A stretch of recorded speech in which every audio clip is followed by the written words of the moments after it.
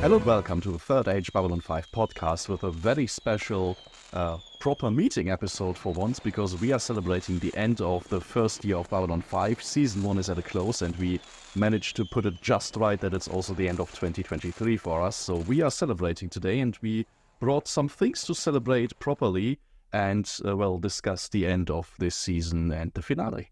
Great.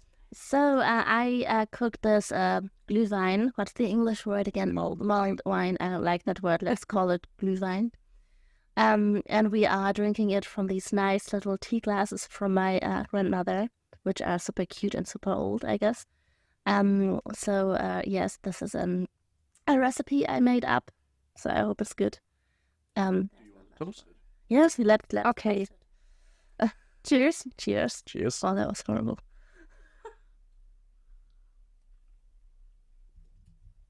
And it's pretty good made up recipe. Oh, that's good. Yeah, I like the orangey note in it. Yeah, well, it's of course we just couldn't stop with drinks. We had to put something to eat on the table because we always talk quite a long time, and you can't do it without snacks. These on the table here, I'll hold it up for those watching on YouTube. In German, they're called Eiserwaffel. Which are waffles that, when they're hot, are rolled, and when they turn cold, they're sticking together. So you have this like a bit of a cone, and then you put whipped cream in it. Really hard to eat. For those who ate döner or a kebab, know how it feels to eat these things, but they are really delicious. Should we try one? We should toast these as well. And yeah, ruin our outfits. I'm sure we can. I take the one with the whipped cream already in it. This is where everything goes horribly wrong. Yes. But I see a fault with our design. Shake it first.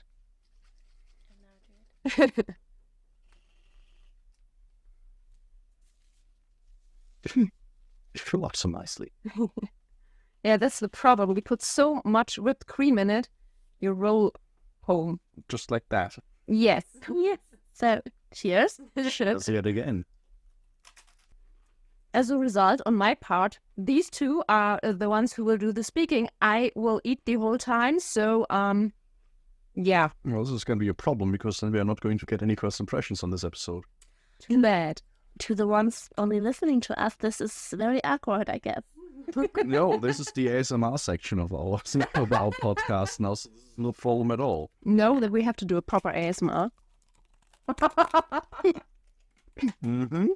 Okay, we've served our traditions quite well, so I guess I have to do a little bit of a synopsis for this episode.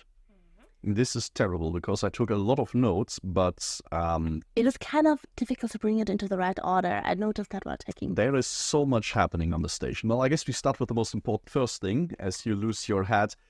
Yes, it's the end of the year. It's to December 31st. So back on Earth, people are celebrating the coming of a new year, and they are celebrating on Babylon 5 as well. But as things wrap up for these big celebrations, a lot of untoward things are happening on the station. We have Delenn finishing up the little tower that she's been building over the past few episodes and preparing for the Chrysalis, which is giving us the name of the episode. But this entire rest of the episode is about changes as well. Everything changes, as Sinclair says, because the president is assassinated in a plot that Garibaldi gets very close to actually uncovering. But right as they learn that Earth Force One is going to get jammed, it's already too late and it blows up. So this entire plot plays out and ends up with Garibaldi taking a bullet for finding out as much as he did. And finally we have Londo striking a deal with the devil. I think we're all in agreement that this is more or less what happened, and basically foregoing any negotiation that he had with Jakar and instead just, overwhelming the Narn outpost that they are talking about with force. I think that was a pretty good summary. Yes. Okay, so we have 3 big chunks to talk about there and probably a lot of little details in between. But as always, we take one step back and look at our first impressions. And as always, we start with our first-time viewer. Yes. I'm afraid again that I have to say I was a bit negatively surprised in the way that I imagined more of a dramatic scenes there. Mm-hmm. In Ivanova's words, it's not the big boom I anticipated. And yeah, I feel like there's not much to talk about, which usually results in that we're talking a lot about it. That's how it goes usually. Yes. Yeah, but it's overall, it's not that much where that jumped out to me like I would take with me. That's interesting, but I think I get where you're coming from, where when Sinclair says at the end of the episode, nothing is as it was before, I kind of agree with him. Yes, things have changed quite dramatically, but it still doesn't feel like there's a whole lot of momentum going on.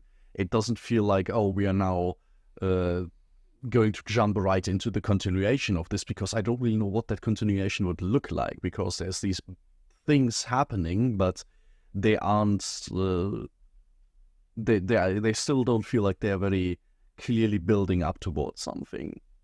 Yeah, it's a bit like you have some from made of glass or something like that you break in a closed package.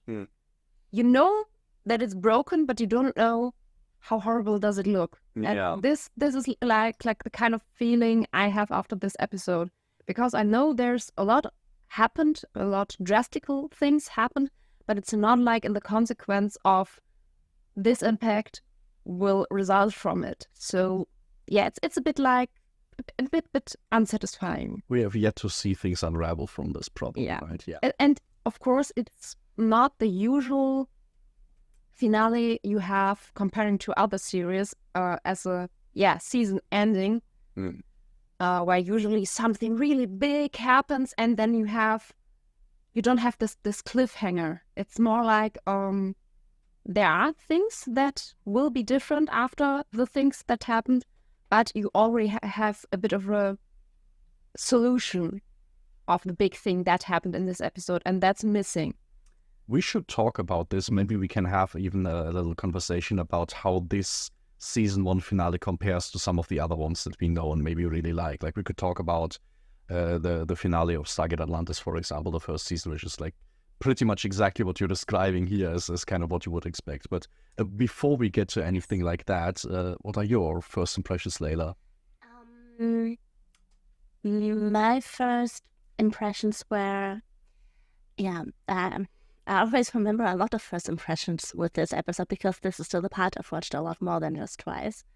And I have to say that if we look at season 1 as an introduction, I feel like this is not really doesn't feel like the big showdown of a season, because this is just how an interestingly written prologue would end. Like, something big happens, but you have this feeling of it's just a step 1 for something bigger to happen. So if I read a novel, there's a prologue that's like this short first chapter that's different, that introduces me to the world. This is how that could end, and then the story starts. So that's my feeling in this episode. It's now the story can start, which is something I can only say now, because now I know that the story is going to start.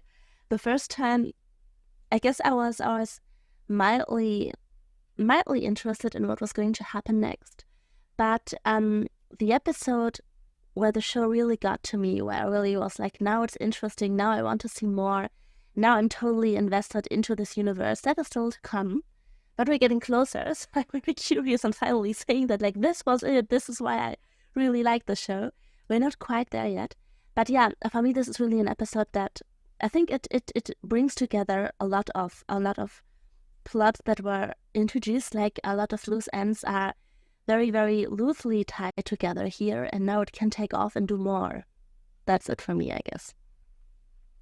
And I think I'm kind of in the same boat as you here, where this is a nice ending to this introduction season of Babylon 5, where it feels like there was a status quo and it's gone now. But I still completely agree with you, Meike, that as long as you don't know what this next phase looks like, this isn't. It doesn't get satisfying even in hindsight. But in hindsight, you can see it more as a big milestone. But even then, it's just looking back now at season 1 as one thing that on its own I don't feel like is topped off by this finale. No, it isn't. What I had to think about were people that complained about the last June movie that said like it's an endless introduction and I fell asleep halfway through. That to say, I love that movie. So yeah, I feel like this is really we had a very long introduction, and this is like a mile step to tell the next story. So that's really the feeling here, which is, I mean, we can have a discussion about that later, but I think it's an interesting storytelling choice to have such a first season. It's definitely a bit weird, I would say. Well, I really like your comparison with the prologue part. Well, I'm still on this show because you keep telling me it's awesome, it's getting better and better. Though I feel it would be quite difficult for people that don't have this reassurance, and especially when it started in the 90s. So even more surprising that it survived at all. I mean, one of the things that is very big in Babylon 5 and what people to this day talk about is that JMS, the creator, was always very prominent on the Usenets back in the day and was really engaging with the community, and they were having like convention appearances and stuff like that. So I think this, what we are doing with you now, like telling people, hey, this is going to be really awesome and stuff. Obviously, we can do this from a very strong position of having seen the show and having that opinion. But even back then, it was kind of this thing that the creators of the show were going out there and telling people this is something that we have high hopes for and like a great vision. And I think the show does rely on that a little bit, that you have this like outside influence going along with it. And I think even back then, even in the 90s, why does the show survive? I think this is part of it, that people were really engaged with it in the Usenets and stuff and following through with this. All that being said, or do you want to? Yeah, I think nowadays this would be rather difficult. I have to think like of Game of Thrones. Mm-hmm. I mean, it started off really, really good, and then there's this meme with the horse painting, yeah, where the horse drawing gets worse and worse with every episode, with every season.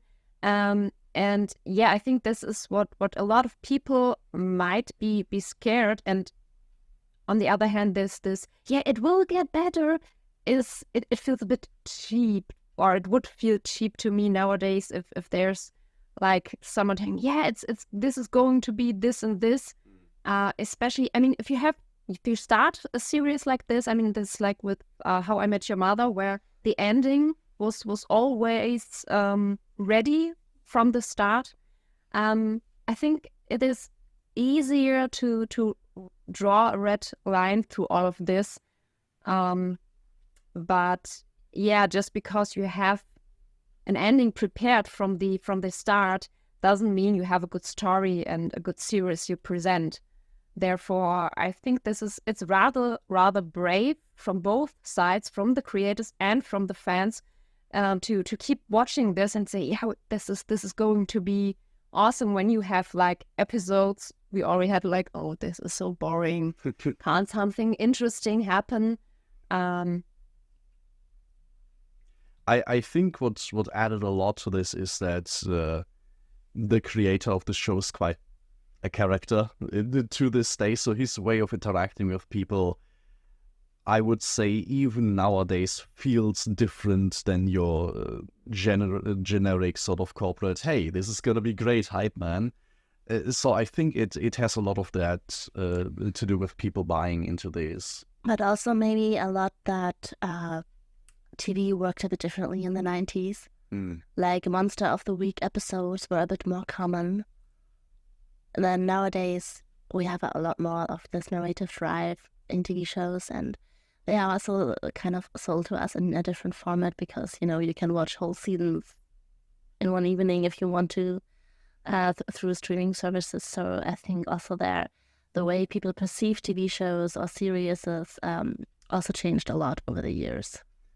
All that being said, it's also not the case that Babylon 5 came out and was a roaring success right out of the gate. So this show has been struggling right from the very beginning. For the most part, not because of a lack of viewership, mostly because it was associated with networks and such that were struggling on their own. But that is definitely also the case that if we wonder today, like, oh, that seems pretty brave to do.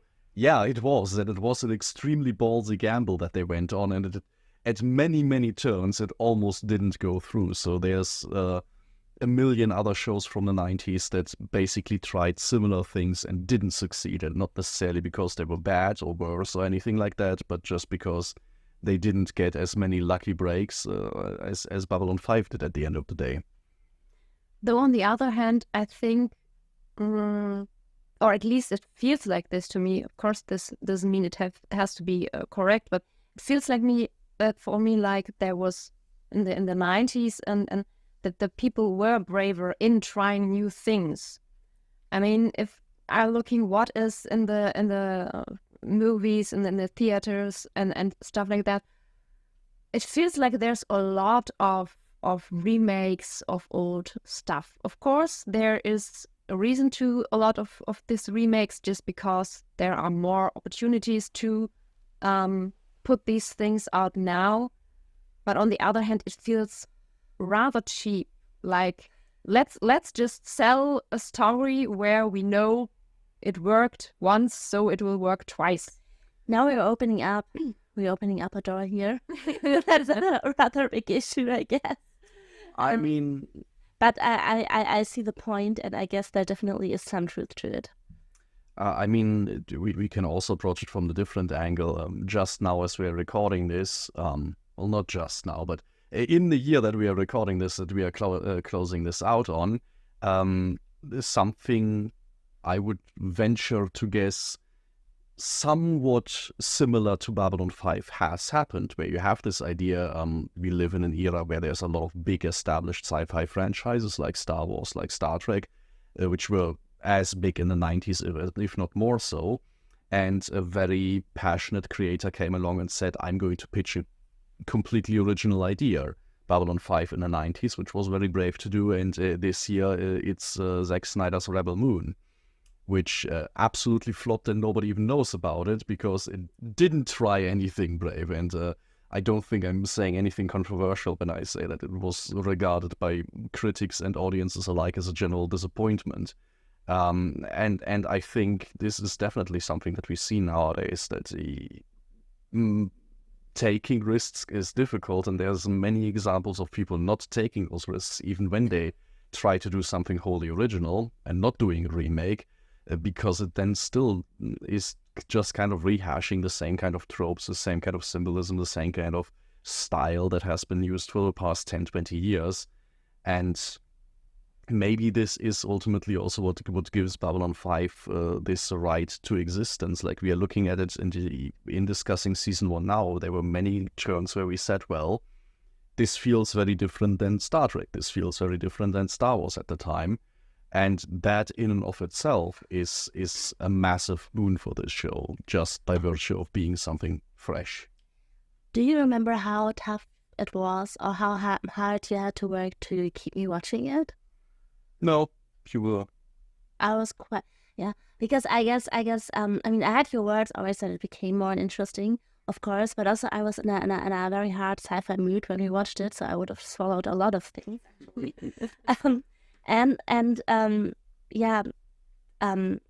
I guess for me it always had these concepts in it that I wanted to know more about, and okay, maybe this belongs to another podcast discussion, but no, maybe I think it also belongs into this episode, because this tries to very loosely, as a first step, as I said, try to tie up some loose ends, and it just touches so many issues that I feel like are so timeless and so close to us, and also are narrated in images that we just culturally know so well, that I think even with audio words, it could have always triggered this curiosity of, I want to know what the hell they make out of this. I mean, and I think this is what, Meike, you mentioned at the very beginning. Every time you say there's not so much to say about it, we end up having a long discussion on it. So there is definitely some potential here. And I think especially in this episode, this is the case because as we saw in this synopsis, there are 3 big things happening in this episode. Each one is a conclusion to the big plots that have been happening in this show so far. We've talked about these plots a lot already, so we will probably be able to do so again. But of course, then there is the question, like, how much do we want to credit the show for that, right? Like, you can have a lot of fun and make entire careers out of talking about very bad things at length and having your fun with that. So, it stands to reason that on its own isn't necessarily a mark of quality, but it's definitely something that we want to try to do and see if maybe this pushes you along just long enough that you also reach the same pivotal point as Layla hit eventually, where I don't know, it's either developing Stockholm Syndrome or actually starting to like the show, where it's just like, yes, now I'm actually excited for things happening. Can I say something to that without spoiling anything? Sure. Because there are 2 moments. Okay, one I cannot say something to because that would be a spoiler, but there's one big moment where, once again, things are tied up, but it's not an end of a season, and it's not a big final thing of whatever conflict. It's really just a moment where suddenly I feel like, okay, there's such a big game going on, and I'm so into it, and I just want to keep watching, and I feel the music in me constantly. The moment comes for me rather suddenly. I didn't expect it, but there it just was, and then it was there. And I'm so curious of when I get there.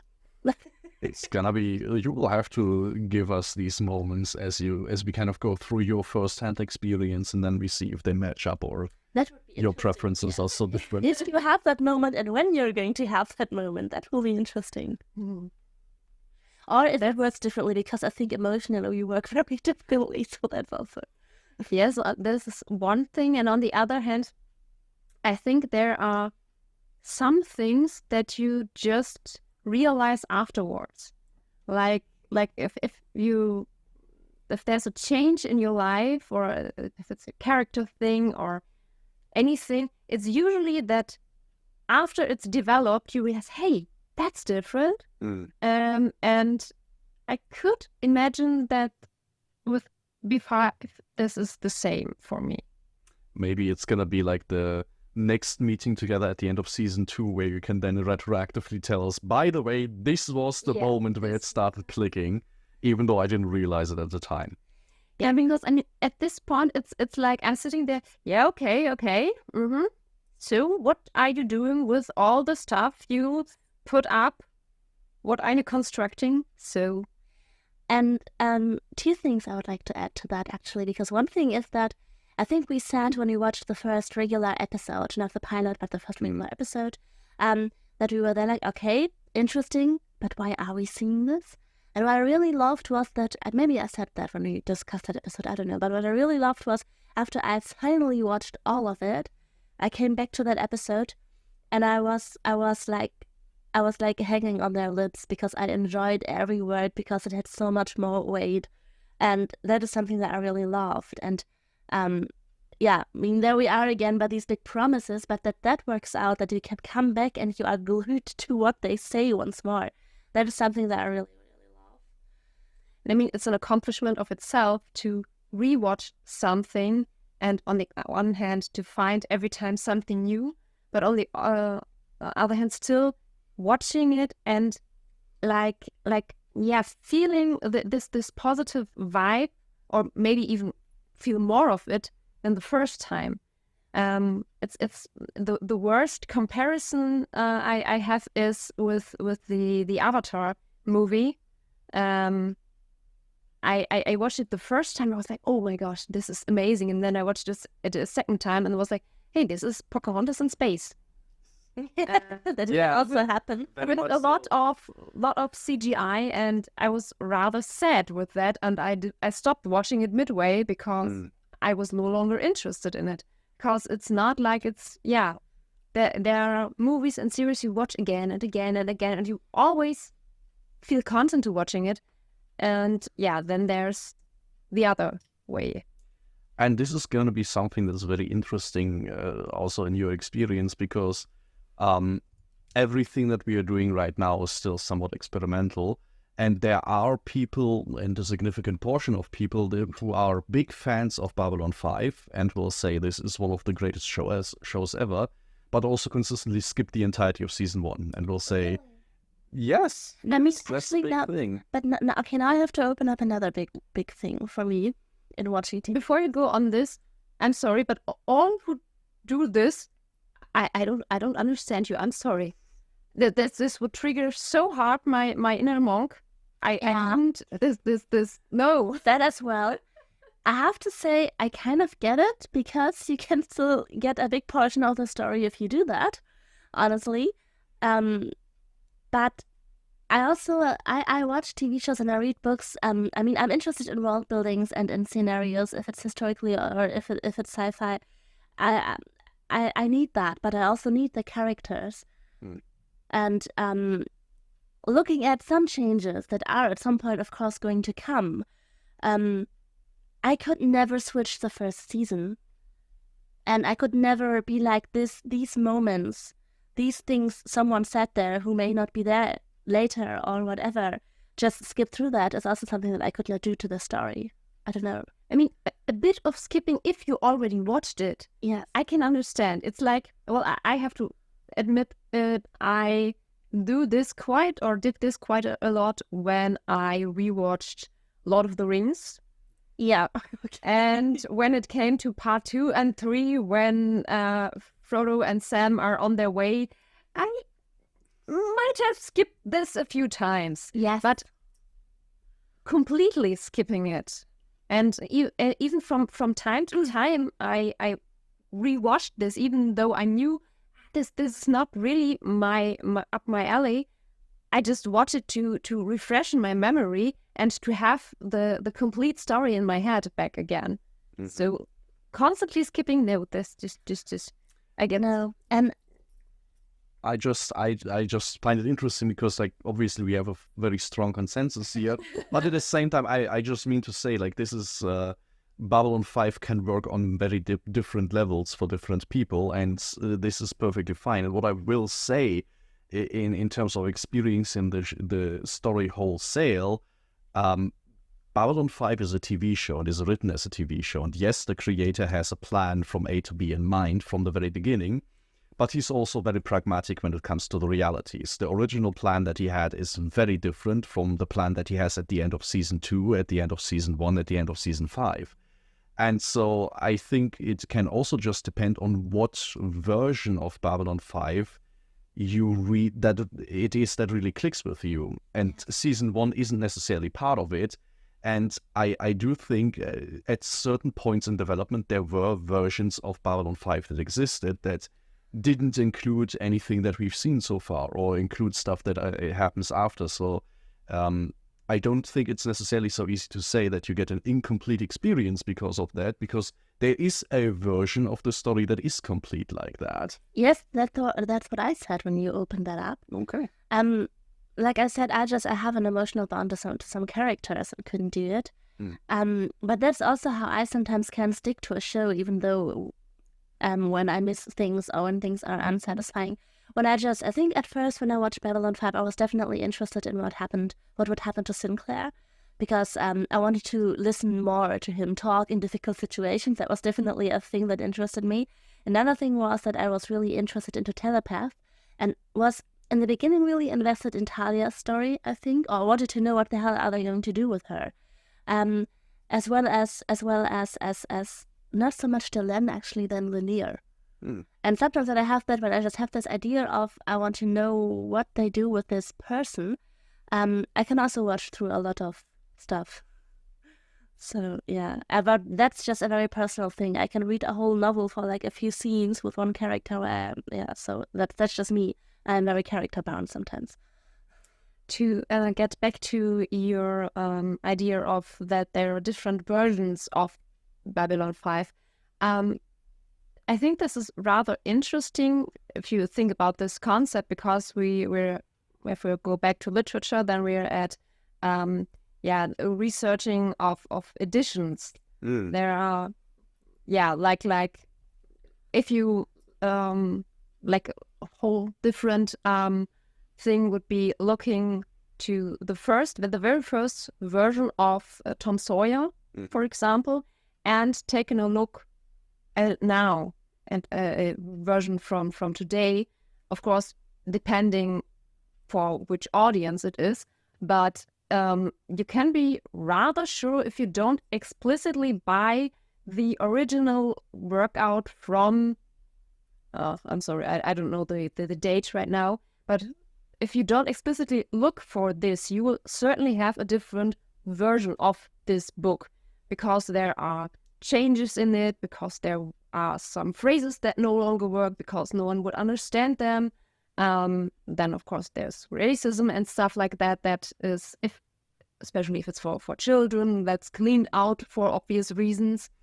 And it would be interesting to see these kind of different versions, these different editions of Babylon 5, and compare them to each other. What changed and everything, but I think there would be, there would be a major project. And on the other hand, I'm not sure if you were able to get all the informations to clearly say this is the first edition, this is the second, third. Most definitely not. And that even comes down to the fact that, in many cases, trying to figure out what was the plan at what point would lead you to asking the creator of the show himself, who will give you different answers depending on when and how you ask him, which is perfectly fine, but it just means like trying to reconstruct. There are very good projects to reconstruct what Babylon 5 would have looked like at certain points in time, and we can talk about those at some points, especially later on when we kind of see where some of these plots lead, and we can talk about like what the changes were and also why they were there, which is sometimes very important. But there's also always going to be this kind of nebulous thing where also the creator of the show tells you himself, well, I don't know it, because there are episodes where I just lost the notes at some point and rewrote them differently and things like that. And so there's always going to be this version of the show that is quite different. And yes, yeah. And in a way, this makes the prospect of Babylon 5 being rebooted, for example, which is in the talks, very interesting, because it would be rebooted with the same creator. And so in a way, this would be also another version of Babylon 5 that is maybe closer to his original vision, because nowadays he might have, the weight of his name and a little bit more options in terms of how films and series can be made, and it could be a streaming format. So maybe ultimately that one would end up being the closest to his original vision of anything, and still be also the farthest removed from what we consider original Babylon 5. So it's just... Or the exact opposite way, since there are more options, since he has seen a lot of new things that can be made, get a few new inspirations, and maybe a few comments he wants to make on recent events. Yes. There are rather quite a lot of options to go there. And plus there's this element that obviously now he's a very different person than back then. Yes, but if you really want to collect and maybe discuss the different versions, I think what can easily be done and what we have to do at some point is a comparison of all the seasons and of Babylon 5 as a function, as its political position from the view of what is the leadership like in these seasons, what is the political, the historical point of view like. I think that is something that can be gathered together, and that alone can be an interesting discussion at some point, definitely. Absolutely. Which also then we can do that at some point and then put up the question again, what do we do with season 1? How much sense does it make for us to leave it out? That would be interesting. And yeah. I mean, also inevitably this leads us to the fact that Babylon 5 can be a perpetual project where every time you finish the show you could wait a year and then say, let's do this again and see how have I changed, how has my experience changed, how has my perspective from the last viewing changed. And Yeah. Having done this privately a few times, I can tell you it's a journey every time. It's never the same. How did my character crushes change? Yeah. Yes, exactly. As you grow older, you learn to appreciate. They are very important to me, but I have that on this story level in a lot of books and a lot of movies and a lot of shows at the same time. So, Given the reception that I've seen recently, it would be interesting to see like how many times you have to rewatch the show until your crush finally lands on Franklin. And what do you do with your life then? I mean, why? And that's People really don't like him at the moment, at least in the last few like podcasts and such that I've seen. He is getting a very hard time. yeah. Well, I think we still have a lot of Glühwein left to change that. Yes. I think it's a topic on its own. But I mean, it's so difficult because yes, he's annoying, but I mean, he I think he is attractive. It's just the actor, or is he? Nobody is disputing that. Okay.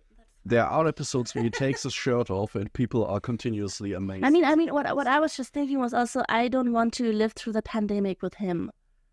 No, That was just, no. and I think Definitely I think before COVID I could not have said that, but now I can say not with him. Not any advice or anything from him. Londo and Veer as like a little community apartment complex. Yeah, I could see, but him, no. That would be difficult. Okay, Though Kosh would be rather interesting. I mean, you have to wear the mask anyway. He's just absolutely laughing his ass off in his encounters, being like, I was prepared the whole time.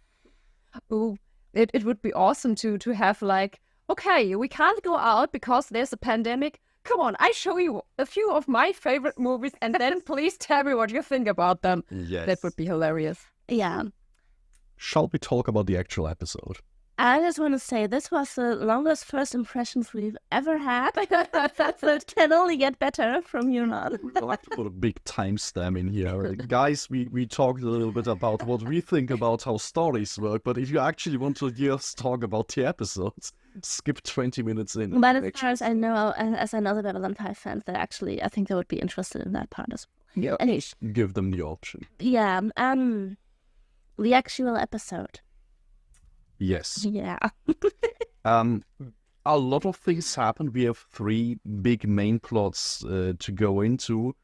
Do we have any contenders of what you would want to put front and center? Otherwise, we can just start with the Narn and Centauri side of things, because that's what the episode starts out with in terms of scenes. I guess I have preferences, so you go on. I also don't think that I have an order that would make especially much more sense. So In this case, I can say I find it quite nice that we start the show by looking at the attack at Ragash 3. The conflict between the Centauri and the Narn is front and center in the beginning of the show, and it is here now, which for me is a kind of nice reminder that this is what the universe is preoccupied with. Like, we've seen everything happening on Babylon 5, we've seen everyday things on Babylon 5 and the small little problems and crimes that they have to deal with, but by and large, as a normal person in this universe watching TV, this conflict that started with Ragash 3 and is now moving on to Quadrant 37, this is the big thing that is happening. And this is also where I think things have built up the most linearly, where we start with a small skirmish where the Narn take off a big victory, and now we end with basically the complete opposite of that, where the Centauri through Londo and a weird illicit pact deal a terrible blow to the Narn regime and basically end everything that we've talked about as Babylon 5 being this big project of diplomacy just gets blown out of the water immediately. It feels to me more like no one is the winner, considering how Londo reacts, because obviously the death of what was it, 10,000 of Narns wasn't anywhere on his agenda. Therefore, I think it's more like a lose on every side. Yes. totally, it was totally interesting to see him have these regrets, and also really terrifying that. I mean, he always speaks in these older terms of the old republic, of this old power built up on this terror. But seeing that executed like that is totally not what he had in mind and not what he really wanted. And that was very satisfying, honestly, to see. Also very, very terrifying. But I would like to say that now that you say that we see Babylon 5 blow up, what you said first, or the function. What I found interesting here is that I think it was in one of the first discussions. I don't know if I didn't write that down, but I think it was even in the first conversation that Londo accused the Narn of not keeping their agreement, of not venturing into that part of space. And Jakar said that it's an agreement made by force or made with a gun to his head or something like that. Yeah. And therefore it is worthless. And this kind of shows that this conflict is so old and so frozen that here, I mean, if you argue on that level, which Jakar argues, diplomacy is not possible, although he of course has a point if you have such an agreement. So there really, I think it's a very dangerous pet situation before anything blows up at all. And that's like a foreshadowing that I found nicely written in that episode. Although I think it's interesting that I wouldn't even call it a pet situation in this, because in the beginning of this episode, actually it feels like the Narn have succeeded. In the first episode, the Narn take over a Centauri colony, and by the end of the episode, they have to give it back, and they have this big diplomacy where they are clearly in the wrong, forcing people to make these confessions that are clearly under duress. So they are clearly the bad guys here, and now we have this situation where the Narn have put more military pressure on the Centauri, and the Centaurum is willing to give in. Londo gets the orders that, yeah, we're going to give up these claims, and ultimately, what you say, Jakar is shown in a much stronger position, arguing for this as well. I just said that diplomacy in general was between these two parties was in a dangerous pet situation with that argument, not the whole thing. Okay. So I agree. Yeah. Though I was really happy to see the rather well-made reflection of Jakar at the end after their battleships and everything was destroyed, that he was clearly thinking clearly and saying, okay, can't be this, can't be this, can't be this. Yes. Because I already felt it coming, like, okay, he will accuse again the Centauri and they will start again with at zero. And therefore I was really happy to see this point there. Totally. But it also suddenly made the universe that we know seem so small, and that something that is happening so much bigger. Just that you sit down and you come to the conclusion there is a party we don't even know about. That was so big, I think. And I think this ties into also the fact that we see the Narn succeed here. What we see there is Jakar is good at his job. Like, he is this, and we started talking in this podcast about him with this little handkerchief and this little mannerism stuff, and he still has those. He has a very heavy schedule in the form of 3 humans in his bar and like wandering around in his bathrobe. So he has all these quirks, but at this heart, he is very good at what he does. This is why the Narn strategy got so close to succeeding, and this is also why, in the face of everything blowing up, he has this ability to take a step back and be like, this is bigger than whatever feud I have with the Centauri. This is something more dangerous. And we got a very small glimpse of him being reflective of that when he talked to Catherine about the ant that gets picked up and can't explain it. Like, he has this knowledge of greater forces being part of the universe, and this for him is now the spotlight. Something noticed us, and this is terrifying, truly terrifying, far beyond any politicking that he might do. What I also really like to appreciate here is the conversation that Sinclair and Jakar had after his busy schedule was done. Because Sinclair basically accused Jakar of behaving like abused children that fight back too hard. And that I find interesting, and I think I don't want to draw any parallels here at the moment, but I think you can use that on a lot of conflicts that are very old, that you have someone who was attacked, who then fights back too hard and loses, at some point loses support and sympathies. And I said that in a few of our last episodes that from Sinclair we often get speeches that I feel are written like really wishful thinking, are written very idealized. Like in a lot of situations you want to have someone like Sinclair there. And how he puts that here, how he comes really to one fair level with Jakar and acknowledges everything they went through and just begs him to not go too far, to stop breaking agreements and to not overstretch that. Still in being fully aware of their fate and their past is something not many people are able to do. If someone fights back brutally, you often ignore that they were attacked in the first place, and then that gets lost. And he's able to put that on the table and still ask him to stop. And that is something that is very rare, I think. Yeah, and I mean, this is what makes Sinclair so great in a lot of situations, because most of the time he's not like, your behavior is a problem, but he goes from the way I understand you, and he's even doing it in a way where you believe him, where you think, yeah, he is really understanding what I went through, and that's how you get people to think in a different way, to acknowledge, okay, there are other options, there are other perspectives, and considering his background, this is an amazing ability from him. Totally. I mean, this is like almost a therapeutic act he's doing there.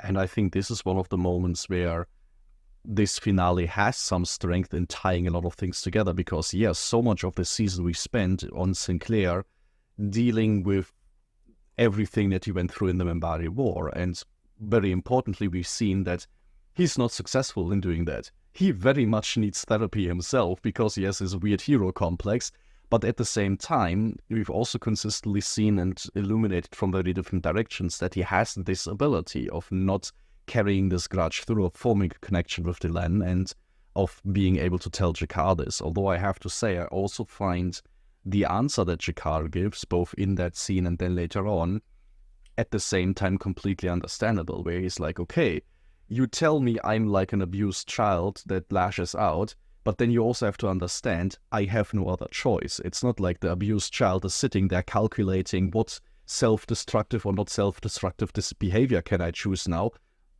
It's going to do something like that because there is no other option to act. There is no other way to approach the situation for somebody in those shoes. And so this is all Jakar asks of Sinclair, saying like, yeah, I know what I'm doing. I know how bad it can be, but at the same time, there is nothing else to do, which is just highlighting the tragedy of the situation. Yes, but also putting the option out there of, let me know if you see another option that is actually fair for you. Yeah. We talked about the Narn side of things now a little bit. We also talked a little bit already about what we think about how the Centauri approached the entire thing, but I think also Londo has a few very good moments in this episode where I think, even though I consider what he's doing a very big mistake, at the same time, he does feel very competent at certain points. And for me, one of the big things is that he gets approached by Mr. Morden again, and he is actually taking a few turns that I not necessarily expect from a character in a show like this. Like when Morden starts talking about, oh, I can fix this problem for you, and starts flattering him, Londo is pretty brusque and saying, yeah, I've heard this before. I'm not falling for it that easily. He's still going to fall for it, but there's definitely this awareness there that, yeah, if somebody comes on and promises me this perfect solution to something, there's going to be a price for that, and it's going to be horrible. And Londo never loses sight of that, and he keeps being aware of that. It, for him, feels much in the same way as Jakar, like he's doing this and making this mistake, knowing full well it is one, because he feels this is the only thing to do. At least that was my impression. I'm curious how that matches up with yours. I understand this context, and to a certain degree, I would say yes, this is correct. But on the other hand, it doesn't feel like Londo has that much of pressure comparing to Jakar. I think the wall is behind Jakar's back is a bit closer than to Londo, and Londo could have still the option of saying, no, I'm not doing what you want from me, Morden. And I mean, the Centauri already said, okay, here, Narn, you can have it. And yeah, I mean, when we saw Mr. Morden for the very first time, we asked ourselves, what is his... Sorry. When we saw Mr. Morden for the very first time, we asked ourselves, what is his technique? Is it an interrogation technique? Or is it something like telepathic? What he can do, we don't know that yet. And what I think we see here in Londo, so I don't know if I would describe him competent, actually. Sure. Because on an emotional level, I think we see him in deep regret. We see him in deep distress and in terror of what he kind of more or less accidentally had done. And we see Mr. Morden constantly triggering this part out of him.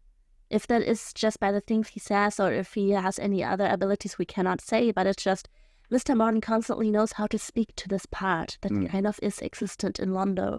And so I think we see him dealing with this part of himself, and as it seems here, although he is full of regret, for now he's kind of giving into that and maybe even losing to that. That would be an interpretation, but that's, what we see, I think.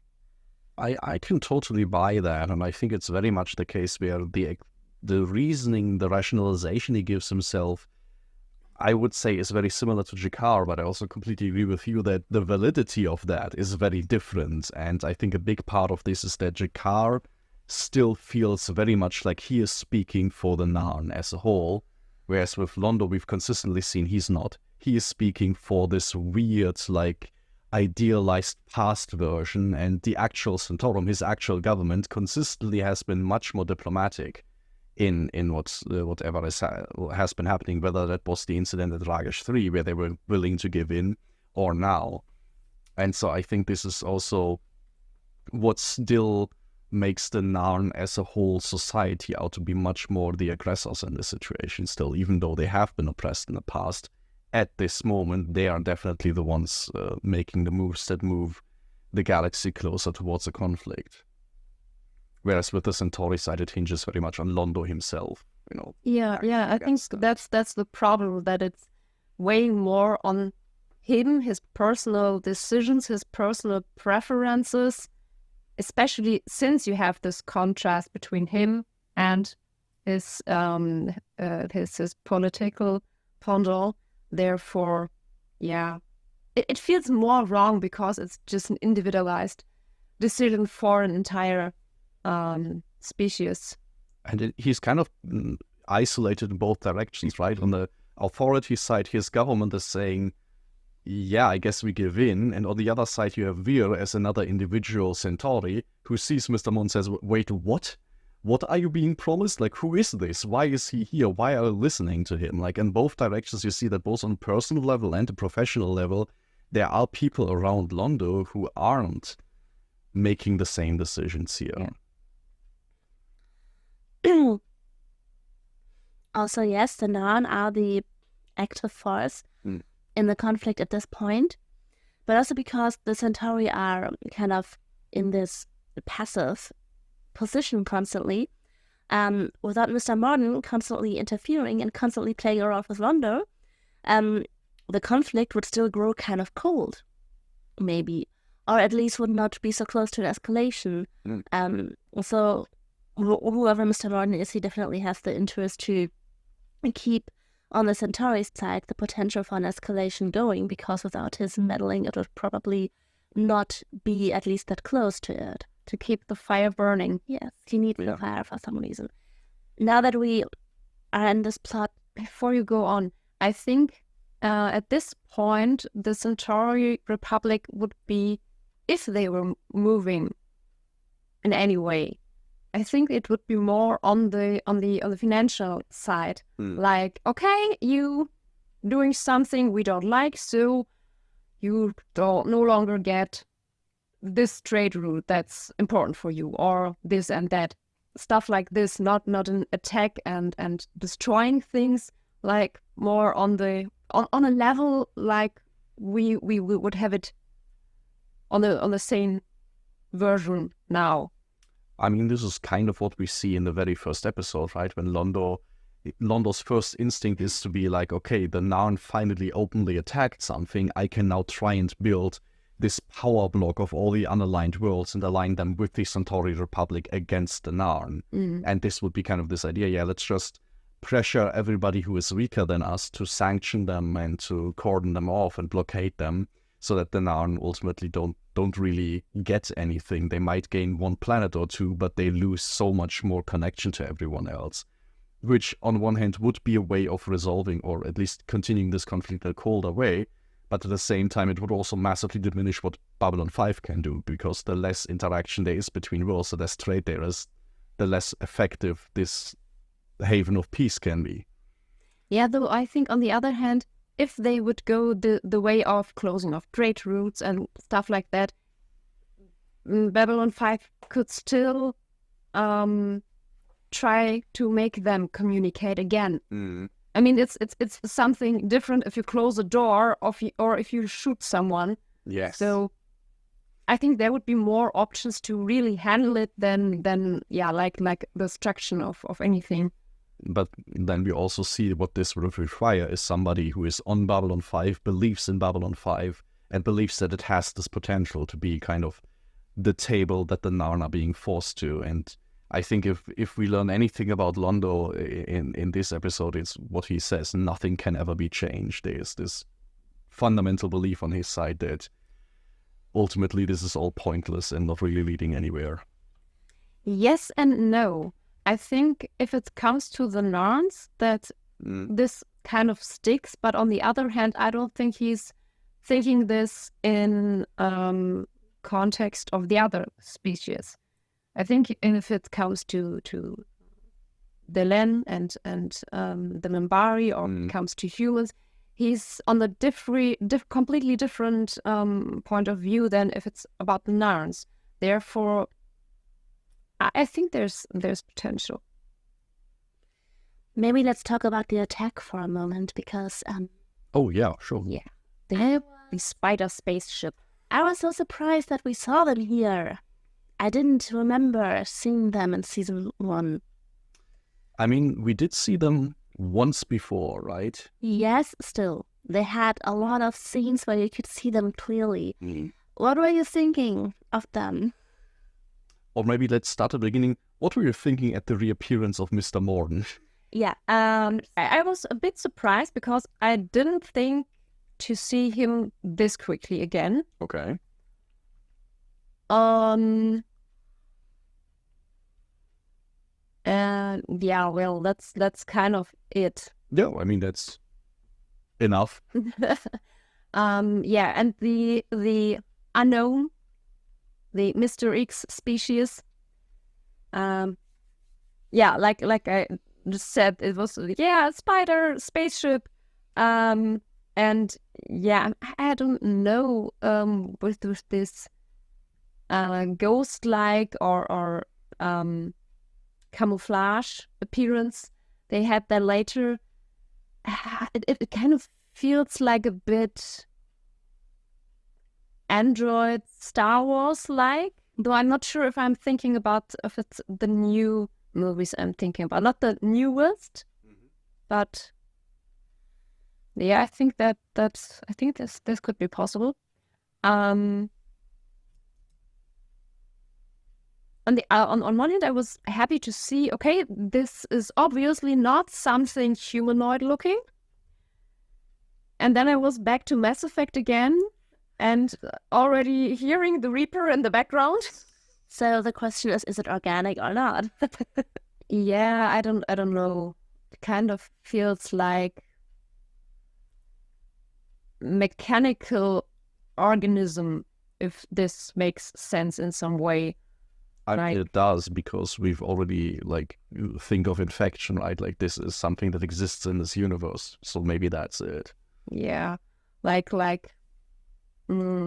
I have to think like of the series Farscape, where you have this living spaceships. I think they were called Leviathan or something like that. Remember correctly, yeah. And this also this weird mixture of organic and mechanical, at least looking parts, and I kind of would settle in somewhere there.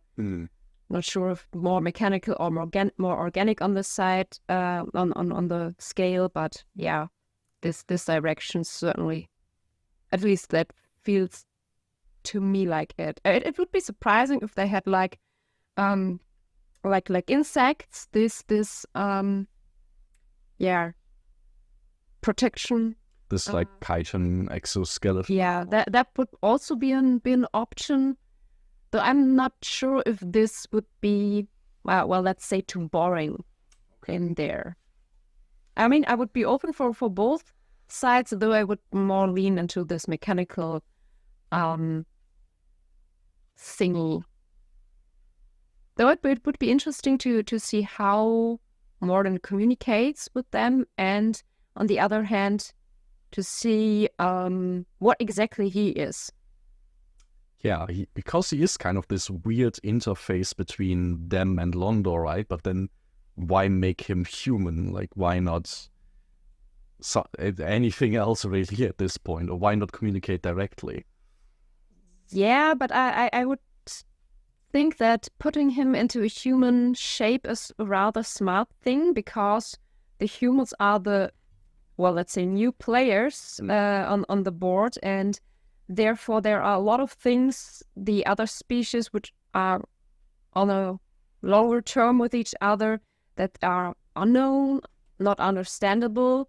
There are quite a lot. They are scattered everywhere, and therefore if some weird guy coming over, hey, I have a proposal for you, it might not seem that suspicious. They are kind of this unknown, like humans are kind of this unknown power factor in the galaxy, right? Like nobody quite knows what to make of them. Yeah, because we've already learned in this first season, they massively won the Dilgar War and then completely got obliterated in the Minbari War. So it's really a coin flip how things are going to go. So if a random human tells you I can make a military outpost disappear, there's like some chance that it might be true, but also probably not. So yeah, I can definitely see that.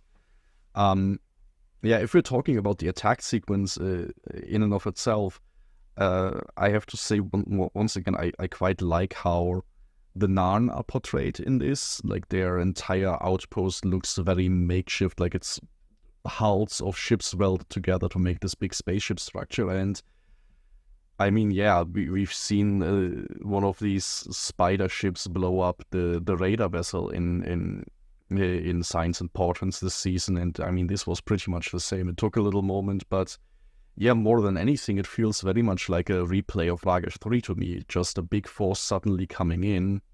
And I mean, even as Jakar talks about this, he says, well, everything got destroyed, even the records of it.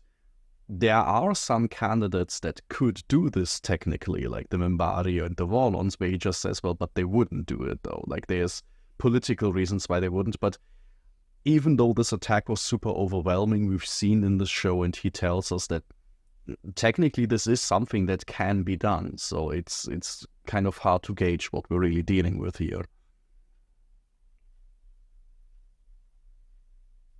Anything else on the attack itself? No. Then the only thing that really stuck out to me on this rewatch is when Londo learns about this, Morden talks to him about this, and what Morden ultimately says is, well, people back home don't care how you did it, they're just glad you did. And this for me is actually quite a pivotal moment, because up to this point, you could have maintained that actually the Centaurum is kind of pragmatic, right? They get attacked, they are willing to give in, they're willing to give up Quadrant 37. That seems kind of fine, but now we see, yeah, but if like magically a person manages to wipe everything out, they are also not going to ask any questions, which should be a massive red flag. Like if anybody calls up your government and says, here I have an unsolicited military force that I can wield, people should ask follow-up questions, and they don't. Which also, once again, shows how Mr. Morden tries to wake up this side in the Centauri society that is kind of a bit sleepy at the moment, I would say. Yeah, he gives them the dagger in the night, you could say. They didn't have it or forgot that something like this exists, and now it kind of reappeared. And that's scary. Yes. I would just like to mention that here in my notes, just suddenly out of just as an point, I wrote down everything feels nervous and is kind of on fire. That was just what I in the middle just felt like, okay, this feels like everything's burning. So just in general, it's sitting here outside of any plot, just yep, that is happening. Yeah, no, I can see this. And if we like move kind of towards the end of the Narn and Centauri plot in this episode, I'm pretty sure this is how Londo feels, right? Like he is in this weird state where, yeah, he is kind of going into this deal and he is kind of accepting it, but he's clearly uncomfortable with it. Like, I don't know how much he cares about Narn lives now particularly, but he's clearly shocked at how big this stick is that he was handed. But I think he cared in general about killing 10,000 people. For me, it really felt like in that first moment, it was this shock of suddenly he didn't care of who or what it was anymore. Like, oh my God, that were 10,000 intelligent sentient beings. And he had the power to kill them, basically, in that moment. That's what I saw, which I think is an important moment for him as a character. But yeah. What I want to add is you said that everything feels nervous and on fire. Yes and no to that. So far we had this situation quite a lot, but usually it was directed towards Sinclair. Now we have everyone, let's say we had different groups that were in charge. But now it's like the whole station is sitting on coals and waiting. It's sitting on coals. The fire is not there yet, but it's nervous because he kind of feel like it could start here and there. And it's like everyone is involved in some way. And I think that's the important part here because, otherwise it would just feel like another Monday. On Babylon 5 so far, but I think this is what makes it a bit different than the other episodes. I think this is something that season 1 kind of does consistently, is slowly zooming out from the station. We've noticed that in the past 3 episodes, we've spent more time outside of the station, literally going to the planet, talking about affairs outside of the planet, going more into Minbari politics for Delenn and this kind of stuff. And yeah, it feels like with Sinclair, we already know he can be in this everything is kind of nervous and on fire mode because he has to juggle all of Babylon 5 at all times. And now we start zooming out, and the more we learn about the rest of the universe, we see every single ambassador is doing exactly the same thing, and they have these huge responsibilities for these massive events happening. And yeah, everybody is kind of dancing on the volcano right now, and it's not going so great. Before we continue, I have a question. Yes. That is that I only have this sugar glibber and I don't want to drink it, but I would like to ask if we could open up that sweet wine. Yes, I will to it, then I would organize us classes for that. You can. New topic, new drink. I'm opening a wine Meike brought. And what is the next plot we're going to discuss? Well, it's basically where Londo leads us, because his very last scene, I think, is kind of important in how he deals with this problem. Like you say, everything feels like it's on fire. And I think for him, this is very much the case. Who wants to start with the drink? Well, For him, this is very much the case. And I feel like Londo's natural response is, oh my God, I killed an entire colony and now diplomacy is going to blow up. I can't change that. So he turns to the one thing that he can actually affect. And this is, I'm going to go to my friend who is in the hospital and I'm just going to be by his side. And it does feel to me like in a weird way, like he's kind of doing this to seek atonement for what just went horribly wrong. Because I feel like on some level, he completely knows that this isn't great, what's happening. And he's kind of doing this calculation, well, I guess I did a deal with the devil, so I at least gotta do one good deed before the day is over. But I felt like his mourning and his worry about Garibaldi was honest. Oh, I don't think it's disingenuous at all. I don't even think it's necessarily conscious the way he does this. It's just he needs to do something that makes him feel better, and that is staying with a genuine friend. Though you could also think of it as, I did something rather horrible, but at least I can do something good now and stay by the side of a friend who's in trouble. Yes, that too. I mean, there's a lot of interpretation. And also I think there are a lot of layers in one person. Absolutely. Maybe then we can make a little jump now that we have this brought up before we talk about the whole details of the Earth plot. Mm-hmm. Maybe jump to that moment where Ivanova and Jakar and Natov are in that train. What is it called? The little skyway that goes like through the center of the station. Yeah, because I mean, it's like the losses of the day kind of connect all of these parties that had these hot debates that were always on the brink of this big conflict, and we now Londo and the humans connect over Garibaldi, and about these two big losses, also the Narn and the humans kind of have this new level of talking. And what were you thinking of Jakar's way to approach Ivanova like that?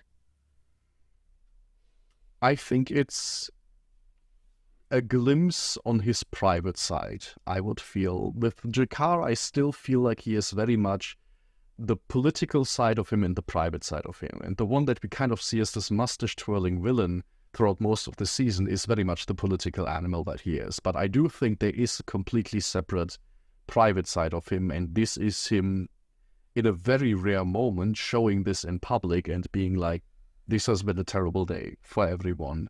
And you think it was honest, so you think it was not manipulative? I don't think it is manipulative, especially because I believe Jakar would know enough about Ivanova to know that this is not going to work. Because my problem is that I also think that, also in the way it is acted, but also I have heard his voice so often in this overacted, overplayed drama in discussions that I have a problem of listening to him and taking him seriously just in that second, although I know it would fit the character better. And I think that is a problem that if you live and work with Jakar, you can have in very important situations, I guess. I think one thing, just in terms of what he says, that really convinces me that he's genuine here is that he is placing a huge amount of weight on the death of a single human, of the president. And I feel like that is not something that he usually does. We had previous situations with the dock worker strike, for example, where his Jaquan F got lost. And he was very dismissive of, oh yeah, a human dock worker died. Well, guess what? I lost a shipment today.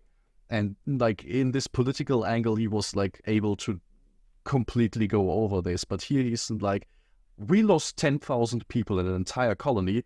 You lost one ship with your president on it, but I will talk about this from my side, like both of these tragedies are in any way equivalent. Because I feel like what I heard out of there, or what for me a theme in this show is a worry about the nearest future of what is happening to our world and what is happening next to our worlds, to all of our worlds. I think that's kind of in it. But I also would think that he's putting so much weight in this human death is because he is the president. Yeah. And I mean, I'm not sure how to phrase that. Let me think about it for a moment. Yeah, well, we can cheers. Yeah, I think. And see if you like the wine. Yeah, it's like this again, this an important person died, a person with a big name. Maybe this is just my dismissive side again showing, but it's usually that if some random worker, random person without a big name dies, then no one cares. I mean, if you hear like, oh yeah, there's this and that happened and someone died, and when you hear like, oh yeah, this, I don't know, actor or singer or stuff like that died, then it has a different impact, usually. And it kind of feels like this to me. This is definitely an important factor there. Although I would also say what from political Jakar I would expect is usually what you also see when a big celebrity dies, there's also always going to be somebody who flaunts how I am not affected like this and he should just be treated like a person like any other because I didn't like the songs he wrote, like this kind of deal.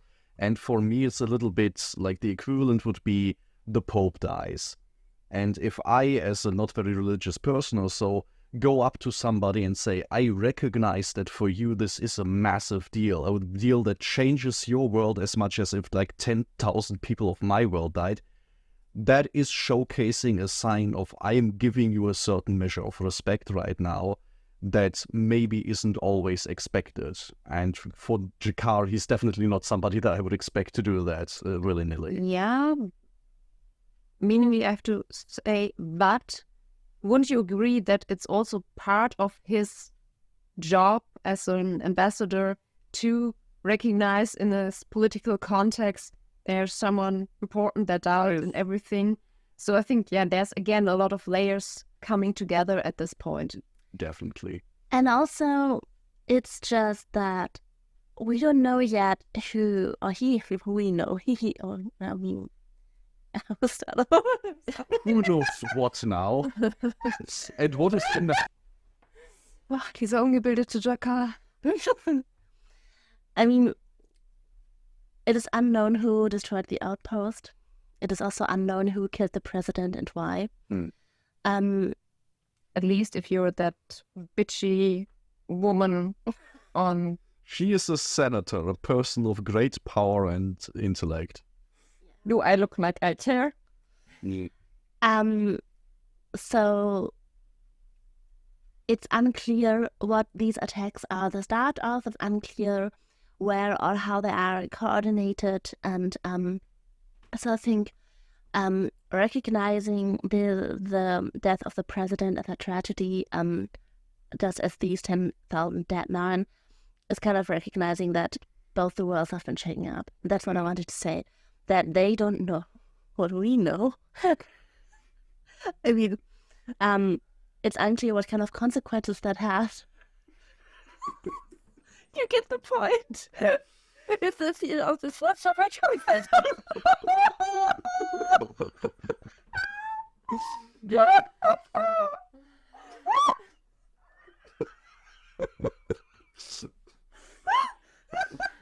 So is Chika we or they?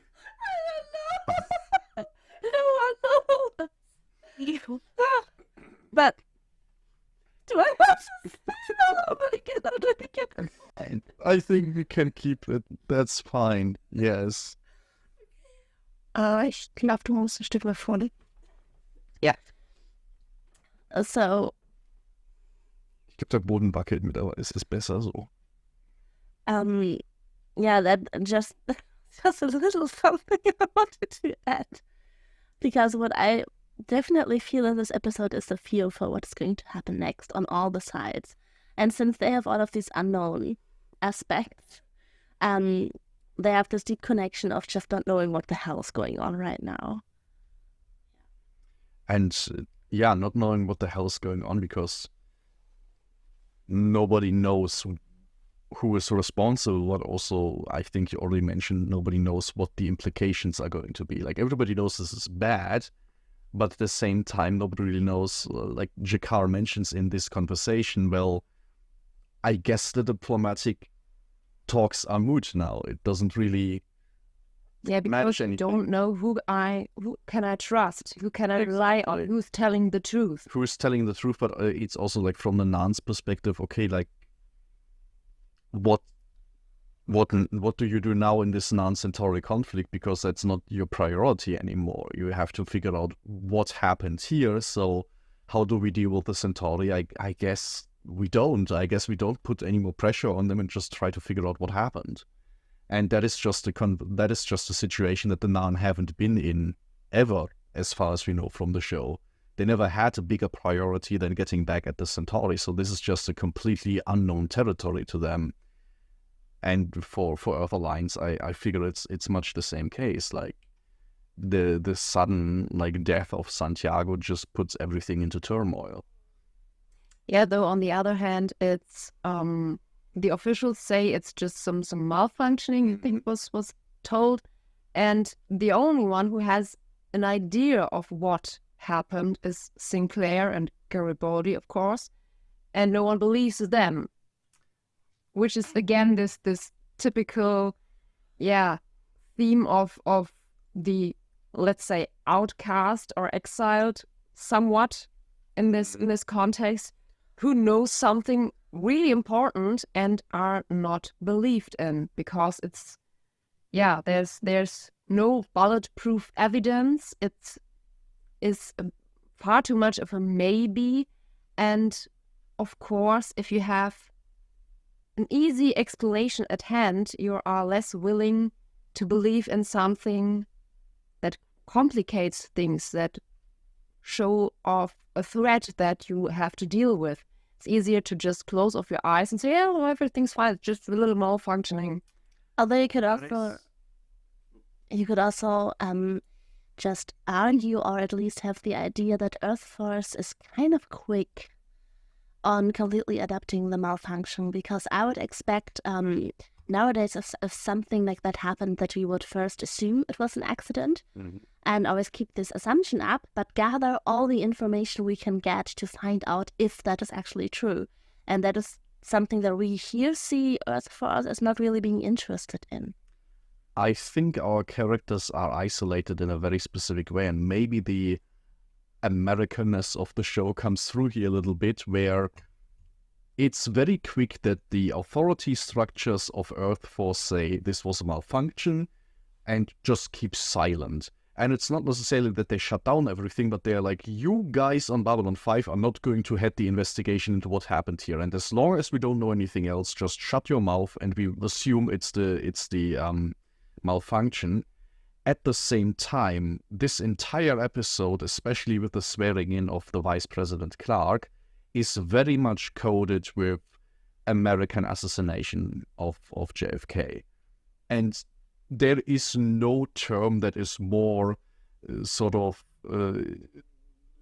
embroiled with the conspiracy theories like that assassination. So I feel like while nobody on the official side believes our characters, I would assume that in Earth Alliance as a whole, most ordinary citizens are already theory crafting, because the show makes a point of giving us this report on, the Vice President has left the ship shortly before it blows up because apparently he was sick or something like that. Like, I can't believe that people in universe watch this and don't immediately come up with the same kind of conspiracy theories like we see in every big assassination in the real world. And for our characters, this is a horrible place to be, because there is a huge amount of people who are willing to believe any conspiracy you put in front of them, and then the government structure that isn't interested in actually investigating the conspiracy that might actually be there. So it's terrible in all directions.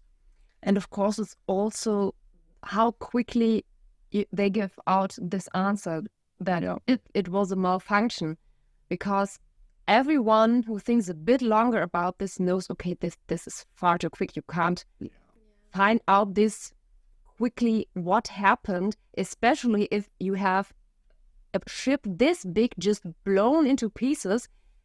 Try to collect them. It's like, I don't know, you have a puzzle with just one color, it drops to the floor, and the floor is the same color. Try to find all pieces. I mean, it's also, everybody knows that all channels were jammed beforehand. Babylon 500, everybody else, like even on TV, they were saying, we don't know why the speech has been delayed. Yeah. So very clearly there are things that need to be resolved that haven't been resolved that quickly. Now that you already started drawing like historical parallels, I have two in mind for this. Mm-hmm. First one is, now these are two incidents in German history. First one is, oh God, how do I say that in English? Reichstagbrand. When our Reichstag, our parliament, burned down in 1933, I kind of...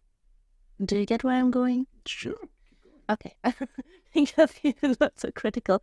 No, I kind of felt like reminded of this big incident that changed the political structure of Earth, and it is kind of kept extremely nebulous of who did it and where it came from.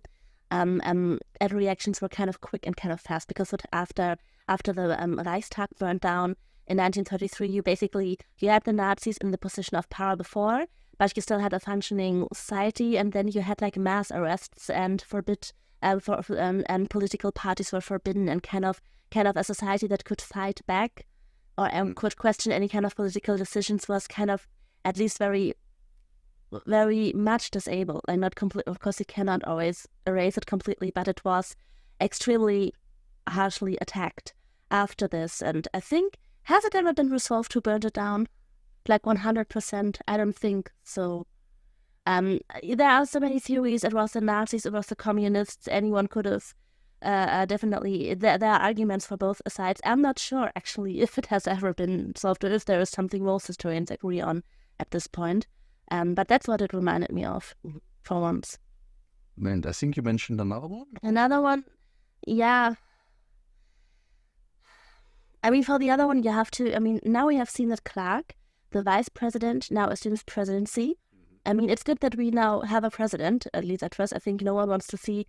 I mean, humans have watched this incident live on TV, so I think a society that is this in shock or whatever, no one wants to see them without leadership, without a president, so of course they step in. But for my next point, we would actually have to know more about the course Clark takes next, so maybe we should discuss that later. Yes, but we can talk about this, especially the speech Clark gives immediately after. I mean, you mentioned definitely the fact that they can swear in the vice president right away is a hugely big deal, because throughout human history, any conflict that sort of revolves around succession is a horrible deal. Like, having a system in place to get somebody new into power is like one of the main things why you want to have a democracy as a functioning thing, for example. That's nice to have.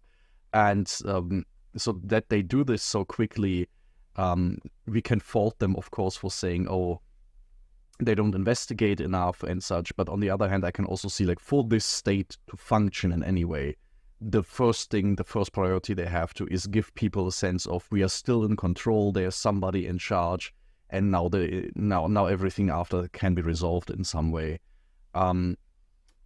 We can talk about both what Clark does, but also I think it's still noteworthy what Santiago was doing before he got killed here, because from the very moment he got elected, he had this sort of weird tinge of, we want to focus on Earth policy and stuff. But ever since then, every instance we've seen him in this show, he's been out there in the colonies somewhere, cruising around and doing his rounds.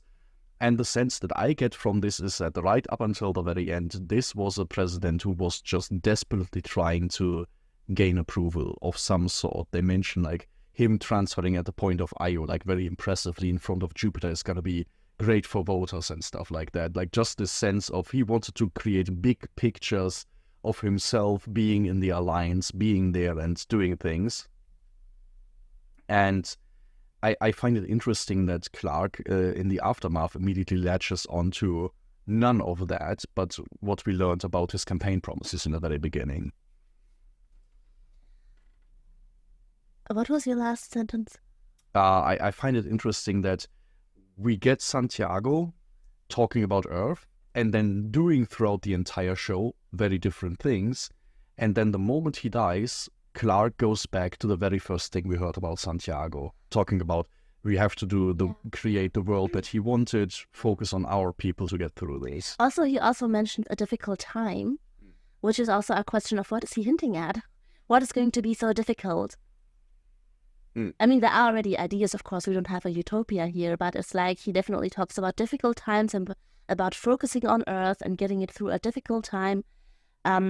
And yeah, in general, a vice president, after this incident, stepping up and assuming this course that some voices in Earth society have been missing in the president before, feels a bit odd. Sure. Well, I'm not really sure what to find of all this, because it's the actions of Santiago felt more like pro alien, like even though I said I go pro Earth, it still feels like he's trying to make the connection, though I'm missing far too many information here to make a proper judgment of him as a character, what his real motives were, what he really wanted to do. Was it all for show, like having some nice pictures?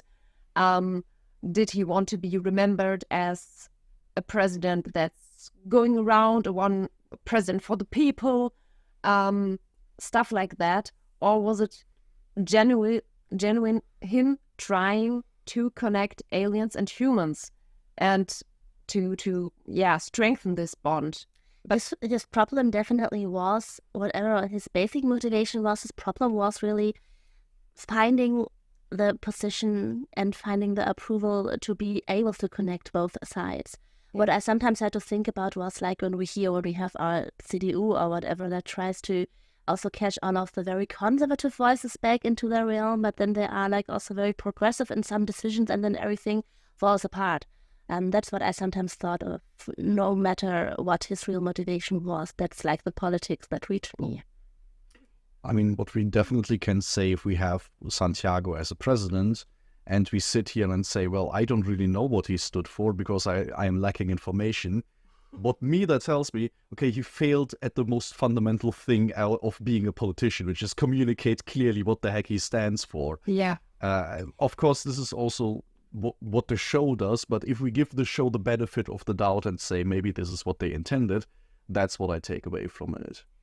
On the other hand, if you don't make a clear stand, no one can really judge you. Yeah, I mean, this is... Therefore, he's like this ghost-like appearance that no one can really grasp on, and I think it's harder to anticipate, okay, what's his next move?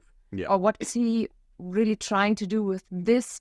And maybe if you ride that train a bit longer, it's him like him trying to not turn into a target, which ultimately, because he had no stir, appeared to be.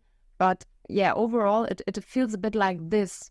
And on the other hand, in contrast to this, Clark is like, this is what we do. And like this, even though I say this, I hated to say it, but like what few strange people say nowadays, like, oh, this is finally someone who puts his head on the table and says what he thinks, which is not necessarily a good thing, because not everything you think is a good thought. But it's also interesting that Clark, in doing that, got a face, because Santiago never got a face, right? Yeah, we just got a face to the end, to his death. Yes. But like you say, Clark immediately gets a face. He gets to make a speech, and it's not very much that we see of him here. But I think he does a handful of very clever things. For example, like you already mentioned, he starts talking about hard times. So everything, what everyone is feeling in the show, what we talked about with Narn Centauri, this feeling that everything is on fire and this will have terrible consequences. In all of our characters, we see this as a negative thing. For Clark, this is a positive. He says immediately, this assassination isn't the big event. This is the start of something even worse. And I will get you through this. And he immediately instrumentalizes this for himself a little bit. And I think this is very clever of him, because obviously if you do this, if you make people afraid of what comes next, they are less likely to ask any questions of what just happened. and they will more likely put their faith in you as somebody who seems to recognize the threat for how big it is and kind of feeds into this fear. And of course, this is something where you get the masses with. Yeah, those that are, let's say, more educated, more knowing what is happening around the world. Those would see through this, or at least be like, I don't trust you. But those are usually not the majority.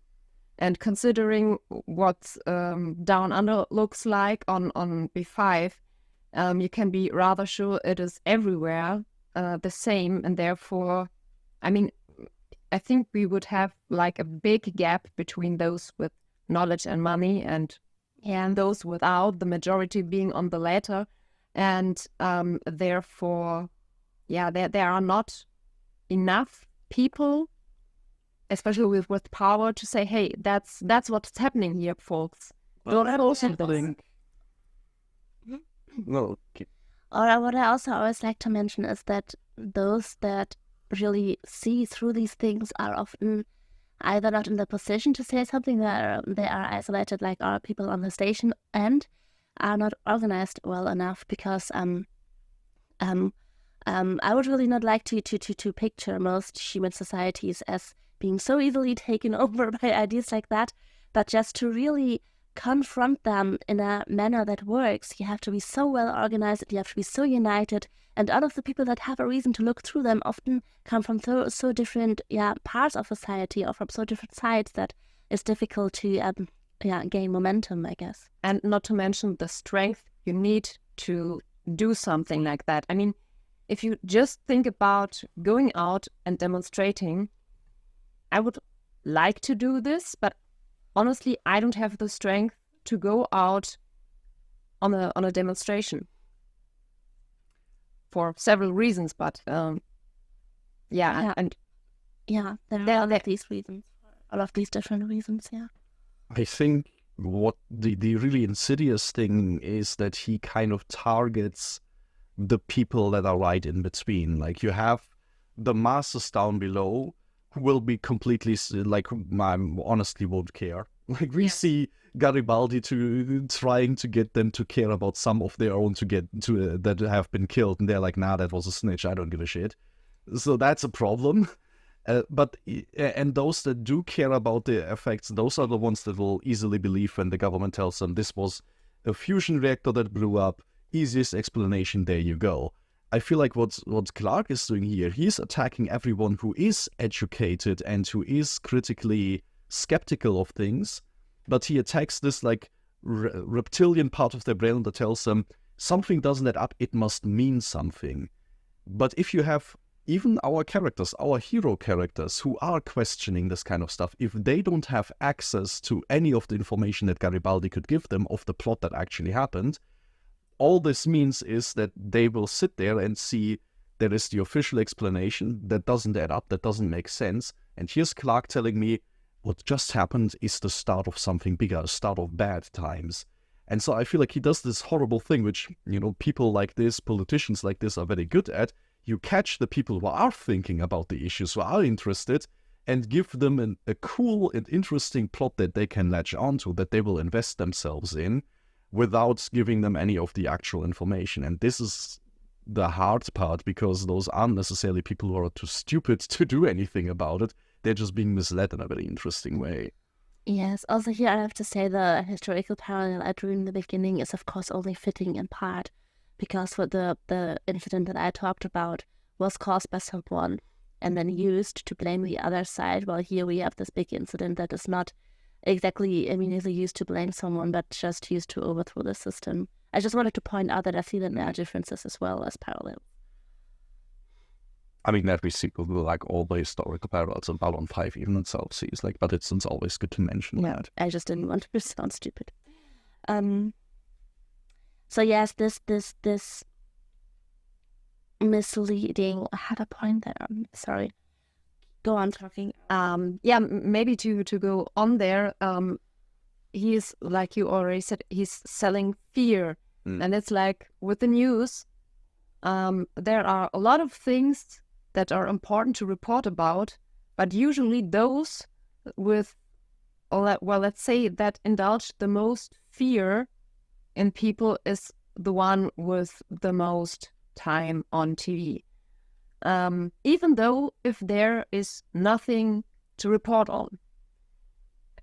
Maybe I cut in a wound there, but when 9/11 happened, there was a lot of reporting, but it was a lot of talking, but there was nothing to talk about.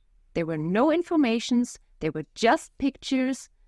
It was really, really heavy set on emotions, but yeah, like I said, no informations. Yes, And that's usually something that would also fit in this line of selling fear that you have with a lot of topics these days. 9/11 may have started something there, because this is, as far as I know, one of, if not the first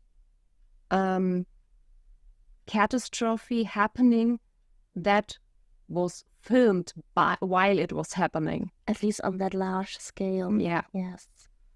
Queen, I'm very glad that you make up this comparison, because that was actually one of the notes that I took down. If I didn't know that this was a show that was made in the 90s, especially the aftermath, especially Sinclair talking about nothing is the same anymore, is something that I could easily see being also written in a response to 9/11 as an event, and knowing for a fact that there are science fiction shows that were made in direct response to 9/11 that use exactly the same kind of imagery. And I think this is just one of these instances where it's interesting to see that Babylon 5 works on that level. And also then if we look at, okay, this has obvious historical parallels made to 9/11 or the Reichstagsbrand, how much further back into history we suddenly go to pull these references. It just highlights like how influential and important 9/11 is as that kind of thing. Yes, and that this was written before 9/11 actually happened also kind of shows that if you look into certain historical processes on how society works, very often you recognize, without wanting to put it, to wave it against each other or to put anything into perspective or something, but you recognize that you have these turning points, you have these happenings where you feel like now there was a before, there was an after, and everything was kind of pulled into one direction. What I had to think about now, as you opened up this about the news, was about when the war against Ukraine started, and you always had these headlines that tried to cause an us watching from the West the fear of Russia is now going to start the big world war. And when you clicked on it and read the article, it was just seeding doubts in supporting Ukraine, seeding this fear of, but if we go too far, we could all be at war. And for me, when the Ukraine war started, was a big before and after moment, for example. And you just have them, I think, regularly scattered through history, and then you have to see which course you take and which course the world takes afterwards. To go back to where you said you don't really want to weigh them against each other, but overall you can say that there's a certain kind of narration pattern that repeats itself. Not saying that it's all the same and stuff, that would be stupid and unfair to anything that happened. But if you analyze the structures or what the people do, there's a lot of things that repeat themselves.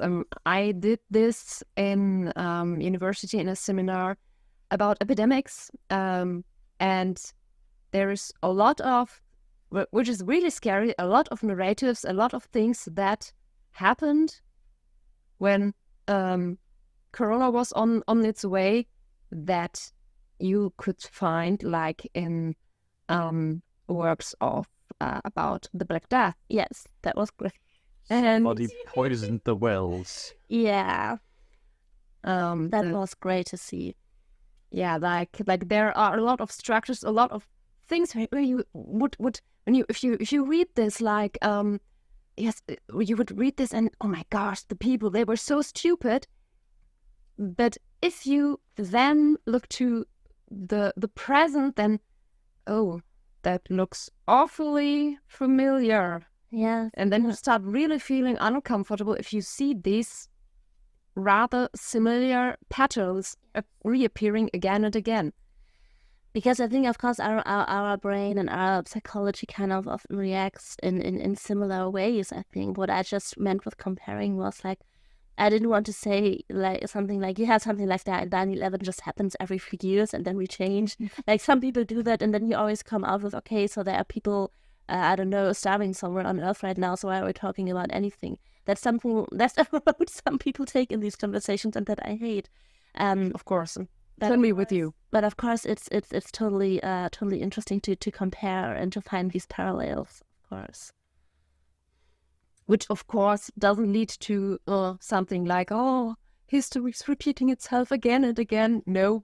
It's always in its own way, but you always find that some things can come up again centuries later in a different interpretation. And of course, yeah. And what this show just kind of tells you is that when you find these patterns, it's very easy to, especially in hindsight, see that, okay, you can see certain things coming. If a big catastrophe happens, people have certain ways of reacting to that. And we also see, like you just mentioned, knowing that on a pragmatic level and then actually believing that are two very different things. Like everybody can look at the Black Death or the Spanish flu and in theory come up with like a good idea of how rational people get in these situations, and still everybody gets surprised when COVID comes around. And that is just something that, like, learning from history is also much easier said than done on every level. We've talked now a lot about the actual catastrophe that happens here. We ought to talk a little bit more about the personal catastrophe for Babylon 5 in the investigation leading up to this. And maybe we can talk a little bit about first the death of Petrov and Garibaldi's very charming attempt to get justice for his informant, and then ultimately his demise, question mark.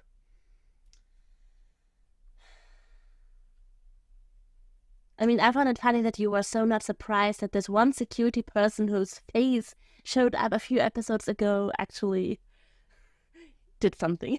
Yes. Just to inform our dear lurkers, we watched it this time all together. Therefore, they had my immediate reaction. Yeah, it like, I mean, his appearance when Garibaldi finds this stuff that didn't get away from B5, it felt already suspicious to me. Random guy appearing, and he didn't call him. Like, I don't know, it feels wrong for a security guy, like, oh, there was nothing much to do, so I thought I would come here. No, a security guy wouldn't do this. Yeah.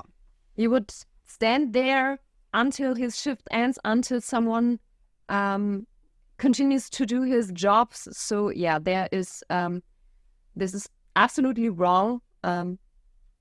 Maybe this triggered me a bit harder since my partner's brother is working as a security guy. And yeah, it was just okay. This is a bad guy. He will do something, and then yeah, he did something. That was surprising for me.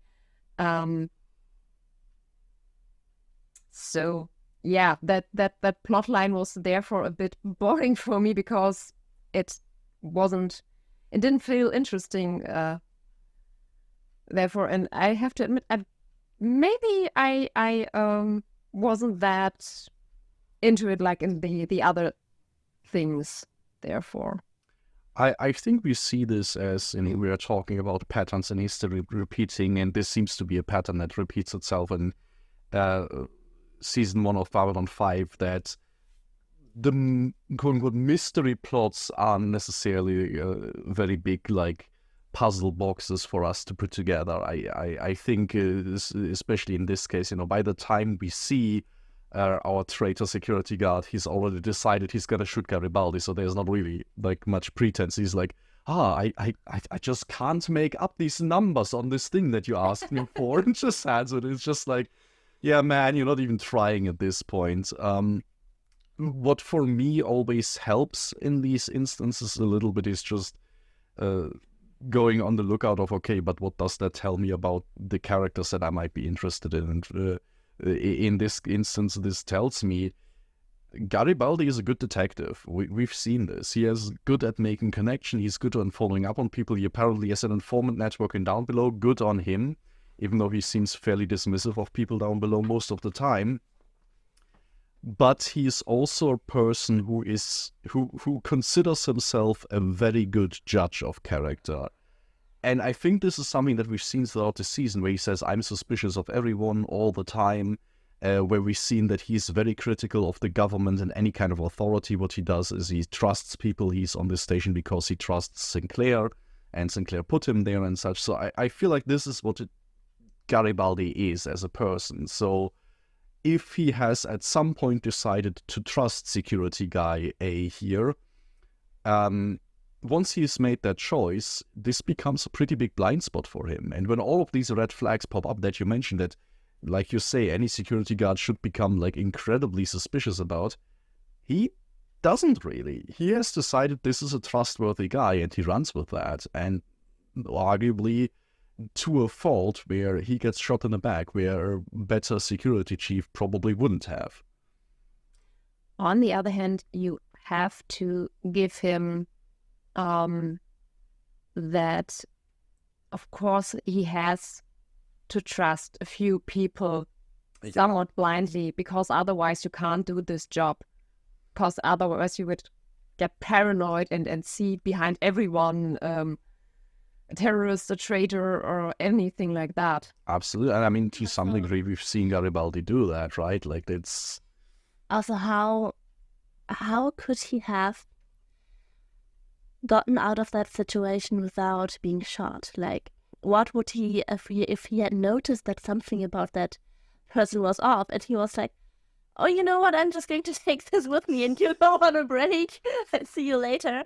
Or he could have looked at it and was like, oh yeah, you're right, I don't recognize those numbers either, and still keep the numbers in mind and go. But but it's like at that point, it's like, how does he get out of it? Maybe call backup. Yes, but the guy hears that. Yeah, but he could do it like, yeah. And I mean, the point is, of course, how you would what the reasons you give out for this. I think the episode gives us a little bit of an answer here, and I'm very curious what you think about that, which comes a little bit later when our bad guy posse in their beautiful suits has been killed off by our security guard, and he's like, they shot at me first and then I had to kill him. And the other security guard is like, yeah, but this weapon is cold. It would be hot if they had shot. And you see, like, clearly this guy understands that he's being bullshitted, and they just look at each other and have this mutual understanding of, yeah, no, they cool off pretty quickly. Like, that's just something that happens. And it feels very much like this dirty cop thing from every, like, noir movie, where there's just like, we are both in uniform, we both kind of know how this goes. There is this, like, unspoken rule there. And, as much as I think Garibaldi is a good guy, I feel like this extra special, like, moment of extra trust that they have there kind of bites them in the ass here, because there is this unspoken one of, yeah, we kind of, Yes, but also Garibaldi is the boss, so on which level could he have made him believe that, yeah, okay, I get that? No, that's not to say that would have been a viable way out. I think this is just like one of the reasons why does Garibaldi get into the situation in the first place, and I think that might be part of it, where, you get used to sometimes the truth being a little bit malleable when you're talking to other people in uniform, and that kind of goes into the situation. While I could totally see Garibaldi renting out someone of his security guys who did something wrong. On the other hand, if, well, let's say the bad apples stay together, it's hard to get at them. I have to think of I'm not sure how to call this, the problematic police situation in Frankfurt. For our listeners, there was a bit of a case of chat group of police people talking about rather racist, sexist, ableistic, and whatever you can imagine things. And as clever as they were, they did it on WhatsApp and got caught. So. Yeah, the problem though is that I think the investigation isn't really going clearly because there was a report of, because the police of Frankfurt was doing the job of looking at this case, which is obviously stupid as hell. I think up until now, the last report I saw is that it's still not solved, and the officers are still not thrown out of their job. I don't think they are working, but they still have their job, and it's shit up. Yes, thing you can't imagine, and this feels a lot like this. What's happening here in B5 for me, at least. And as long as you have reached this status of a certain kind of authority, or if you have put on a certain uniform and have the right to wear it, it's kind of difficult to prove you wrong or to take that away from you, even if real shit goes on. Yes, I mean that's the same with doctors. If one messes up, it will be hard to find another who says yes, he messed up. Because, well, to a certain degree, I can understand it. On the other hand, of course, there are a lot of reasons for this to be wrong. Yeah, but I mean, it just goes to show, like, this is obviously something that we talk about with police in general, and also military structures in Germany sometimes have the same problem. You know, sometimes large amounts of ammunition get smuggled out into like weird coup attempt groups that want to reestablish a kingdom and stuff like that. Or just suddenly just read that ammunition is missing and no one knows where it went. Yeah, but of course, like you mentioned, this is not something that is like exclusive to these jobs. It's just as soon as you have like a group of any sort, they're humans. They tend to stick together. It's just if you give them guns, that sometimes is a bigger problem than in other jobs. But doctors, anything that deals with life and death, that's a problem. And all of this is just to say that as bad as a situation that is that Garibaldi is in, and as much as I would like to blame him for getting into that, I don't have a hard time seeing a situation like this coming about, just because these bonds exist and they can make people blind for these internal structures to such a degree that, like you mentioned, we've seen the security guard a few episodes before already.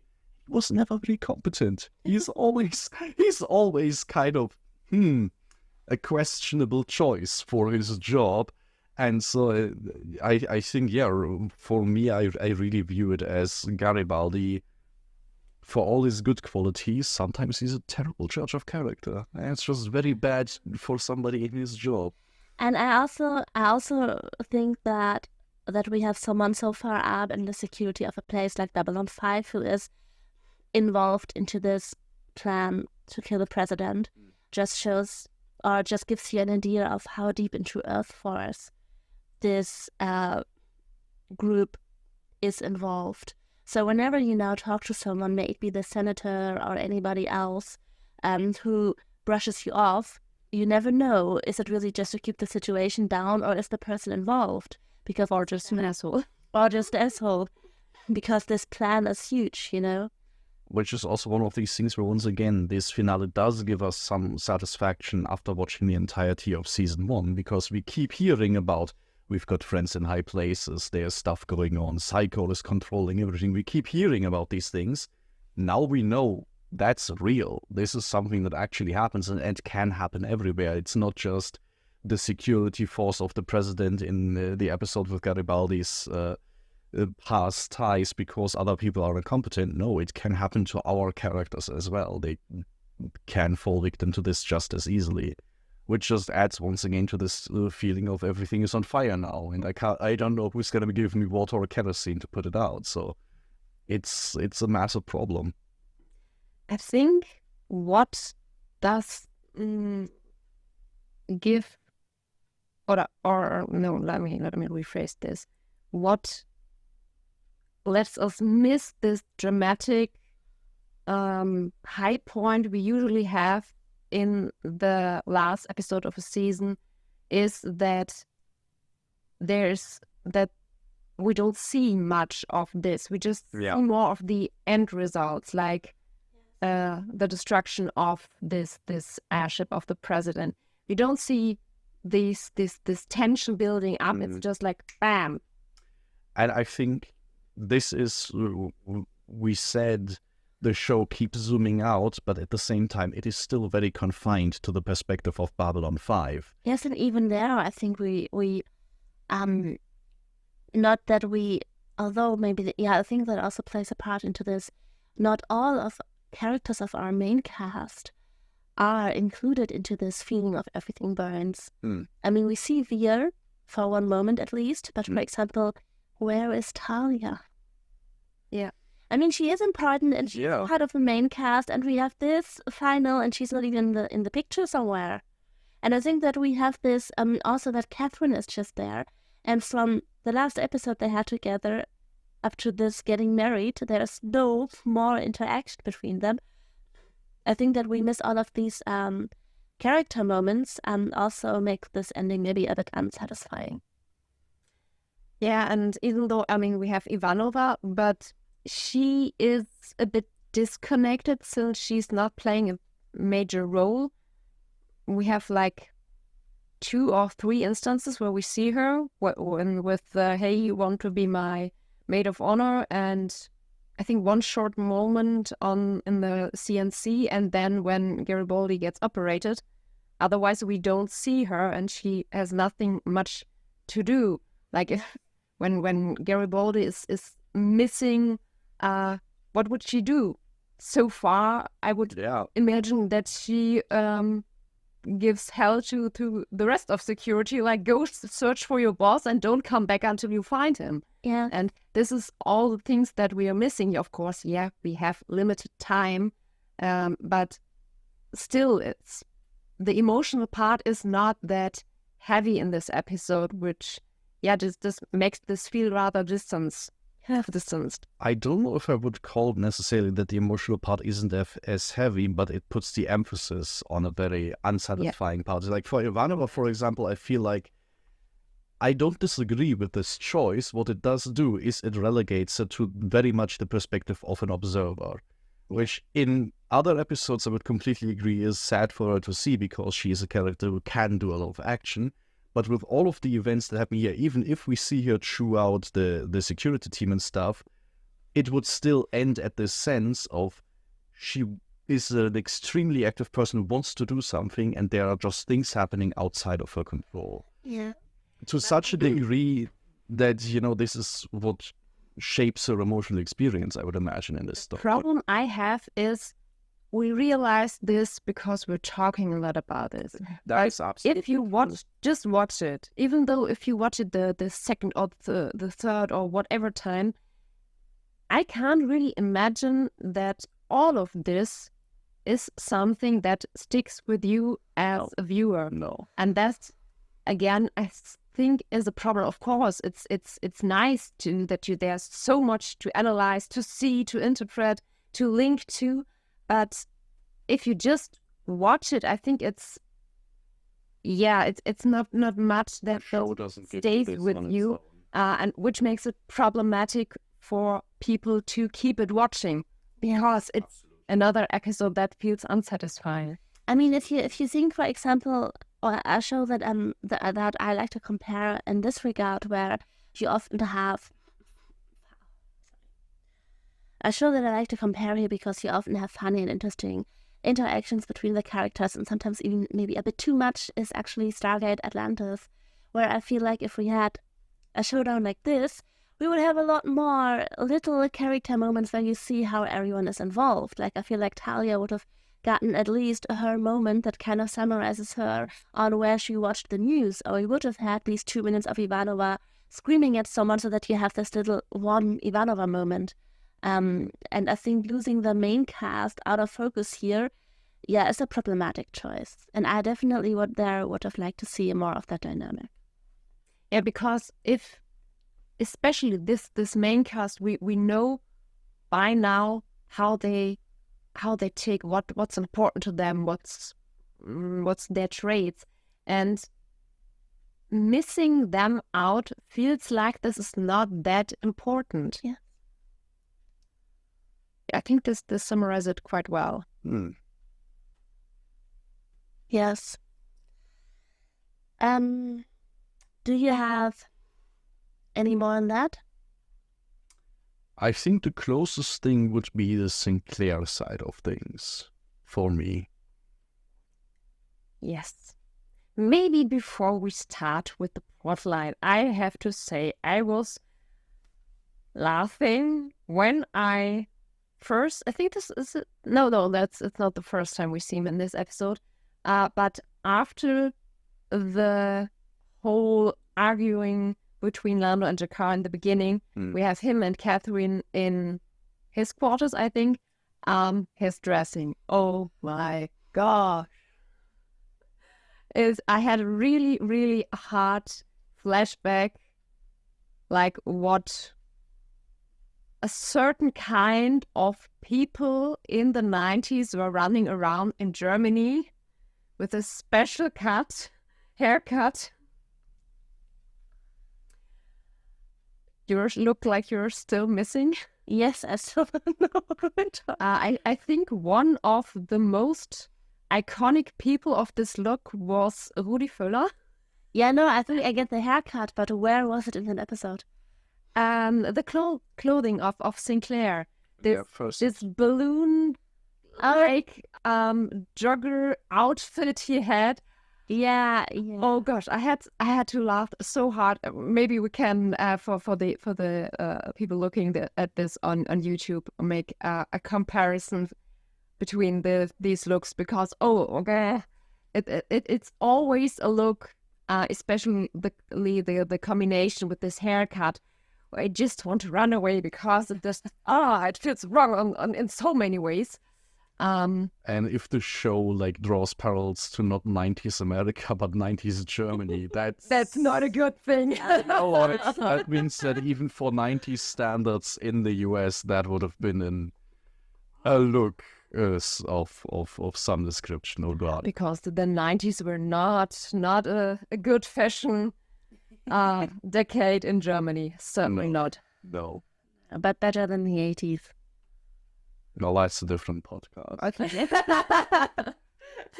Yeah, but no. Yeah, but I had a moment when I saw Sinclair in this clothing. Luckily, it was overshadowed by his words. Yeah, that he pulled that off despite his outfit is actually quite impressive. Yeah. I don't really get it word by word, but along the lines of, do you want to get married or not? I think that's what he said. Yeah. Well, was it perfectly? The entire speech was like him trying to build himself up to it, and I feel like at the end he got more annoyed with himself than anything else, so he just kind of blurted it out like that. It's very... And I don't know, Catherine reacted kind of emotionless, like the whole episode. Like in the other episode we saw her in, it was only one, wasn't it? No, I think two, at least. That was okay. But in this episode, in these two sequences about marriage, she kind of talked like a robot. I don't know what that was. Okay, maybe I have missed this because I was, laughing about this proposal. Yeah. Because I can totally see this happening. And yeah, But on the other hand, I can't really imagine Sinclair going in another way, like I don't know, with something cheesy with rose petals and stuff like that. It's certainly not his style. And I think in a weird way, at least for me, this is also the sort of shining reflection of what we see throughout all the other plots of this episode. All this episode is about these big turning points. Whether or not they feel as big as they should is a different story, but it's certainly supposed to be these like big moments of transformation. I mean, the whole thing is called Chrysalis, for God's sake, where the future is now uncertain. And I feel like the proposal that Sinclair gives here is the exact opposite for it. It's a proposal between two people who have made this decision a very long time ago already. Like, he even forwards this thing with like, we've basically done this entire relationship multiple times now. We've gone, like, if your marriage vows include like going through thick and thin in life and death and sickness and health, we've already done that. It's just a formality at this point. So it's not a big gesture. Exactly. It's not a big gesture. It's not a big turning point. It's not anything to do with a surprise at the end of it. And on the opposite, this is two people deciding what we have got works, and we want to preserve this. We want to like somehow enshrine it, sure, ceremoniously, nice and all that, but we want to hold on to this sense of security, which in the general, everything is on fire and burning right now, is like the shining light of finding some level of stability. Or it's just super naive, because honestly, how can that end well? Like, that's I mean, if you want to be cynical about it, you I'm can. always very cynical. But like we very clearly see that these two people aren't that at this moment. I know, I don't get it. Well, I would go in this direction and be the practical one, saying, yeah, you managed so far without the marriage, so why waste money and marry? It worked so far. If it will go, You can say that, but honestly, the chance to see Garibaldi as a best man would be a good argument for myself, for my end. And I think in their case, it would actually make sense, because we know that they have this long story of getting together, having the same kind of fight, being apart for a year, then if they're not dating someone else, getting back together, maybe getting married is an attempt to leave the breaks out. okay, yeah. I mean, I don't think it's that, because they make the marriage proposal on the premise that they finally managed to get the breaks out already. Yes, but that would secure that, I guess. And after that backstory, maybe you need that to secure that, so that Maybe that's my cynical part, but usually a marriage or the other option is like getting a child. No, that would be a terrible This is why I have this on. Like, Sinclair clearly says, like, our relationship is functioning now, therefore let's have a marriage. Not, our relationship is not functioning, let's marry and see if that fixes it. Because that would be horrible. And no matter how he proposes to that. That's usually, the direction these. Fortunately, this is how it happens, yeah. So we're back to sitcom discussions, I guess. Sitcom discussion. I have to say, it's I find Garibaldi incredibly adorable at this scene. Like, he gets told, "Will you be my best man?" and it feels like his next dialogue line is him already like trying to practice for the toast of, I met you so long ago, I'm so proud to be here. And I don't know, I feel like he's like immediately trying to get in this. On the other hand, running across the room several times, okay, I have to get in there some way to diss him, to tell the stories he doesn't want to be told. Usually, like, it's on a wedding at some point. I can totally see him this. He will definitely do that and try to put in a Daffy Duck joke that nobody else gets, because it's like 200 years old at this point. Maybe Delenn, since she watched with him. Maybe she would laugh, but she will still not get it. I'm convinced she has. This is lost on her, unfortunately. Talking about Delenn, this is the last big plot point that we have to talk about with this episode. I'm afraid. That's why I asked if you have more on it, because I would really like to talk about Delenn. Mm-hmm. What I found interesting is that we see Kosh rather active. Yeah. Yes. Concerning her, and that's very, very weird for him, I guess. And she sees him naked. And That's you know, not how I would have put that, but it is true. Yeah, well, she sees him without his suit. She's like, oh my god, the prophecies about to be fulfilled. I gotta get some from him before I actually go into the cocoon. but did you in that scene? Did you get a hint of what she saw? Do you have any idea what could have been inside?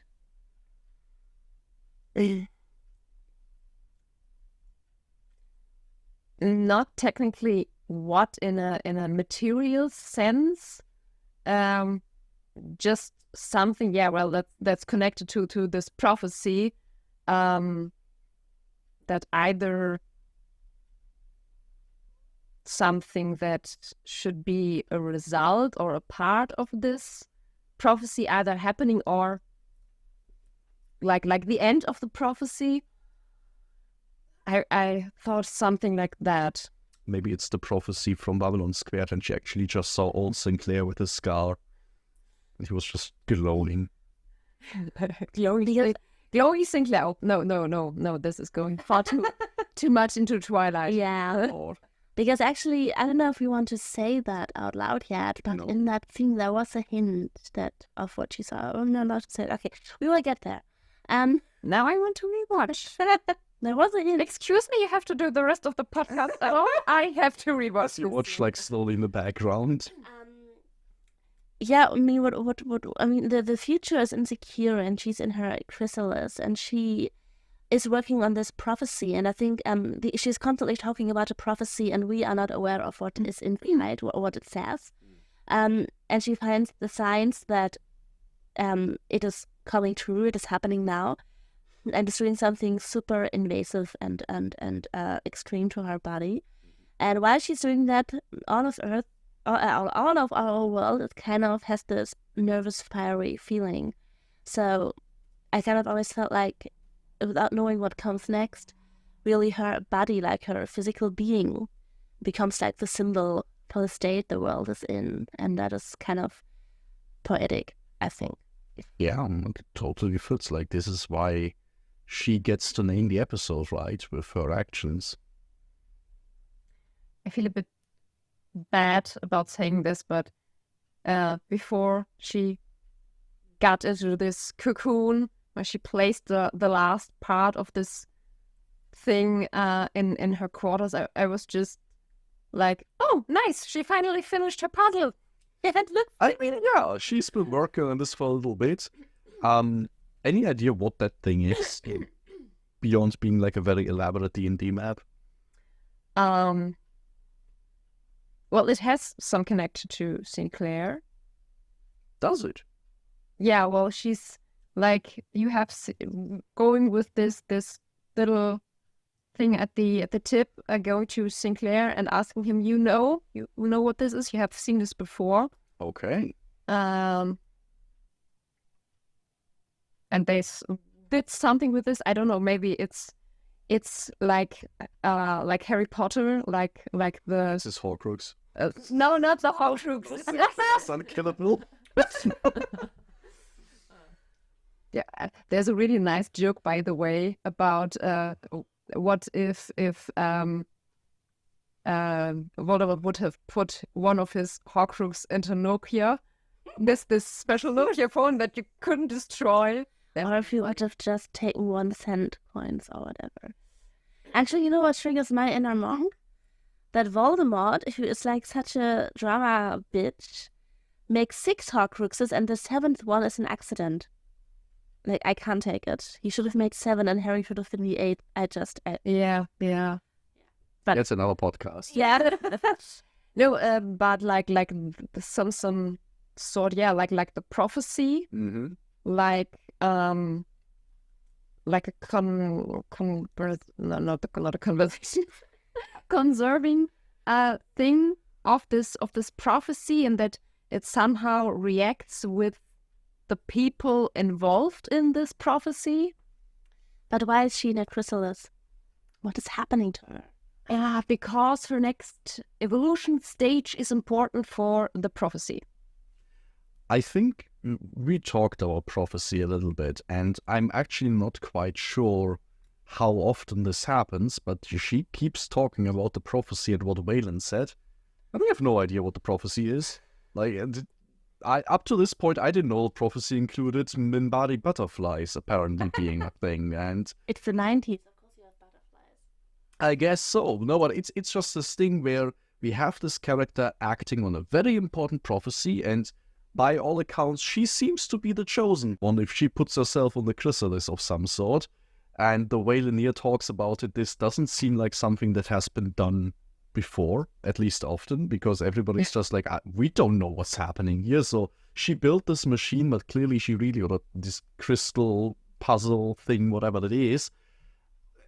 But for all her knowledge, she doesn't seem to be entirely sure what happens. And when he asks her, like, what if it goes wrong, she's also completely open to the fact that, yeah, maybe I am wrong and maybe I will just die doing this. So this just feels to me kind of interesting, having this character for working on a prophecy, but we as the audience and this character doesn't 100% understand what that even is, what the implications are of that. A spoiler question. Do we ever get to know what the prophecy explicitly Yes. says? Okay. You will know by the end of this show precisely what the prophecy does, and you will also know in detail where exactly it comes from and why it is exactly the way it is, why it isn't more clear in its instructions and that kind of stuff. And my personal opinion, it will not lose its magic through it. It will actually get even more magic.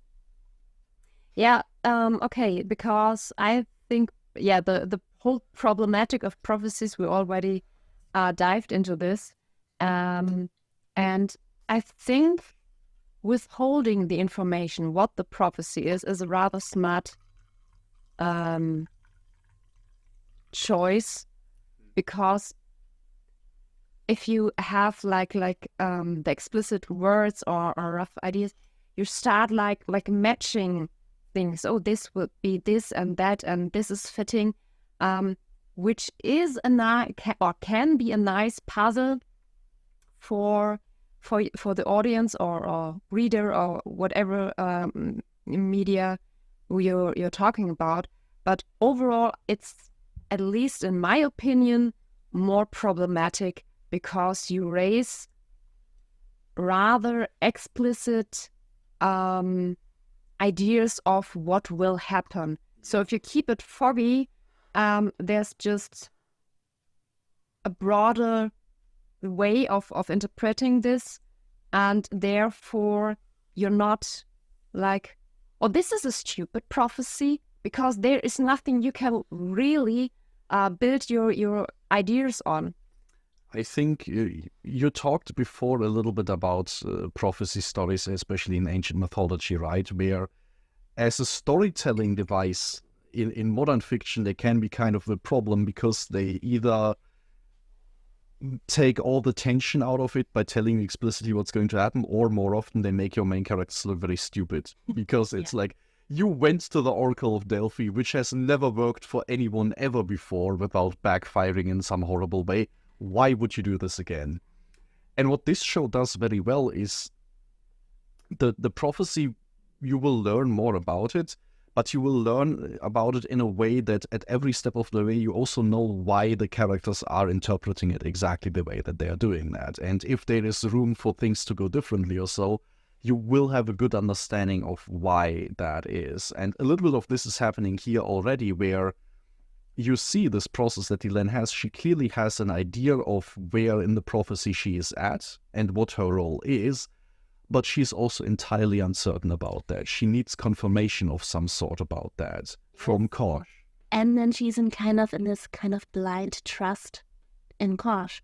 Like, she puts a lot of trust in him, and he apparently is able to give her proof that this risky thing is the only thing to do, the only right thing to do right now, which I find interesting. The amount of trust she can put into him. Maybe we can draw a parallel here even to this thing we talked about first about Londo, and how Mr. Morden kind of interacts in his very own way with this part of Londo that keeps the fire going in that conflict.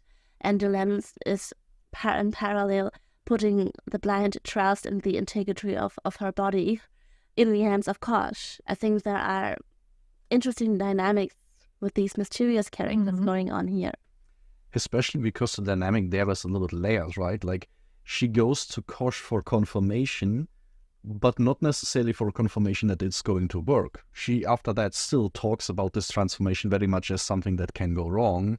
Speak well to me if it doesn't work out. So it's more like she goes to Kosh to try to confirm it's worth trying it now. It's still risky, but we are at a situation now in some capacity that it's worth me trying to do whatever it is I'm trying to do right now. I'm not sure. Maybe it's because I'm not that precisely remembering this scene, though. Now it feels more like to me that it's more that she's going for a confirmation that to do this is the right thing, but like more like the confirmation of a sign. Like this is like there's like a sign in the prophecy, like if this happens, then go to the next step. Yeah. And it feels more like this to me. Like, okay, this sign, is this really the sign I interpret here, or that makes, I mean, we have this moment where, she sends Linnea to Kosh to ask any kind of question, and the answer she gets back is just yes. This is exactly that kind of question. Like, has sign X happened? And the answer is yes. And this for her is, okay, then I can go ahead. Like, this makes sense. Because, that would have been my next question. Like, what the hell did she have Linnea ask Kosh? That a simple yes is enough for her set everything into motion. But looking for a sign that she knows to be very important or believes to be very important definitely works there. And Kosh's role later on, to when he goes to Sinclair, and of course drops the heavy line of "and so it begins," and then drops another line. Did you forget something? Where I was like, "Oh, you little troll! I knew it all along." Once again, just like with Jakar, I believe we see two sides of Kosh here: the professional, and being a professional Kosh means be as obtuse and inconclusive as possible. Just drop lines like, "Now it begins because it's the final episode. Ha ha, fuck you, audience." And then when his official duty is done, he's just like, "Hey, Sinclair, I will remind you of that thing you really wanted to do right as it's too late for you to do it. There you go. Ha ha." And that's just... He must be intentionally unhelpful here, because there's no way he had not the option to be like 5 minutes quicker than this. Yeah. Just shambling through. And I feel like we are through the episode. Yes. Yeah, I feel so. Well, yeah. the final thing that I would say to this is we close this episode off with and this season off with like one last very humanizing moment for Sinclair, where this entire season he's been working up to this great revelation of what happened with my mind, what is going on, and now finally he has learned enough that Delenn recognizes, okay, if I'm going to do whatever it is she's doing, I should finally tell him. I should like have a good talk with him.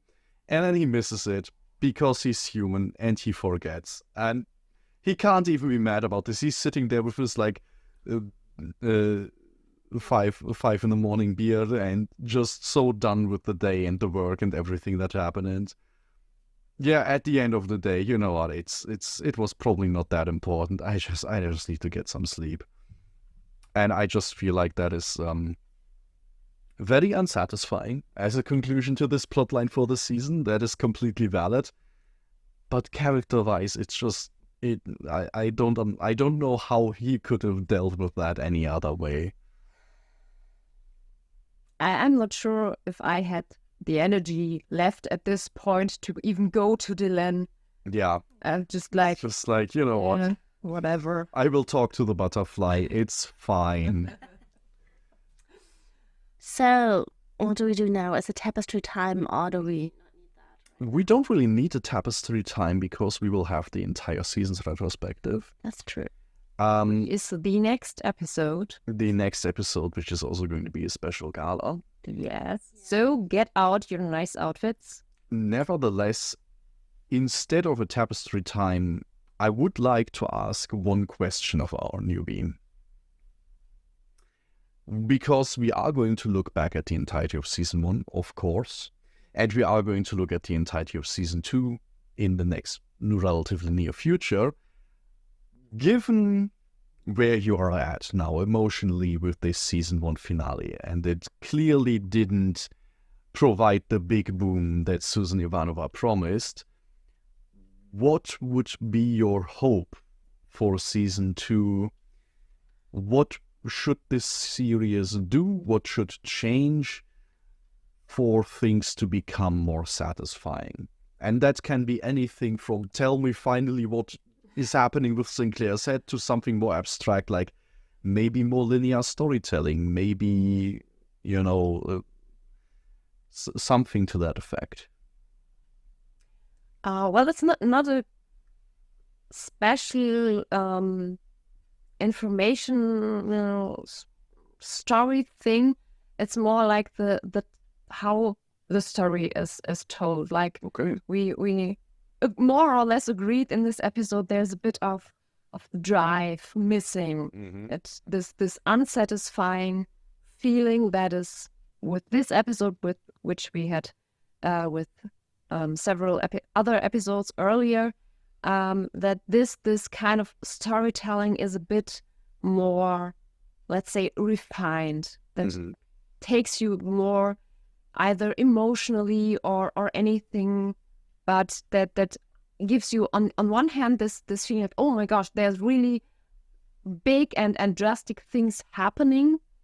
That gives you some answers, that of course gives you enough questions as well, but the storytelling just a bit more substance to not leaves you off with this feeling of there's something missing. Would you say that more agency for our characters might be a good idea? Like, especially with somebody who, like Ivanova, who in this episode was very reactive, that maybe having people go more in pursuit of some of these things would help. Of course, there are a lot of ways doing this. This would be one thing. Well, I have to admit, I don't think I'm well versed enough with series and movies to get the exact idea of what you could do for them to make the narration a bit differently. But I think, yeah, there are a lot of options certain to take there to change this. Okay. And of course, we, as you already confirmed, we are leaving this prologue like first season. Therefore, I think we know roughly how the world, how the universe, how the people work. Therefore, you can focus on other things. And I think this also changes quite a lot about how you tell the story. Absolutely. I mean, this is, from a storytelling perspective, obviously what's going to happen. And, we know it's a TV show. So you also know that now the studio is going to look at Season 1 and is going to give notes. The audiences are going to react to the episodes of Season 1. And, people back then had much the same opinions that you have in some respects. So the writer is also now going to get these. Circumstances are going to change, so it is no secret to say that the story will be told in different ways from here on out, and with every season that is also going to continuously change and evolve. So this is just why I'm asking, because things are going to be different, and it's going to be interesting to see if they are different in ways that you approve or not, and if maybe the big pivotal moment to you loving the show will come, or maybe not. Who knows? We will force you through it anyway. I think that is a good replacement for our tapestry.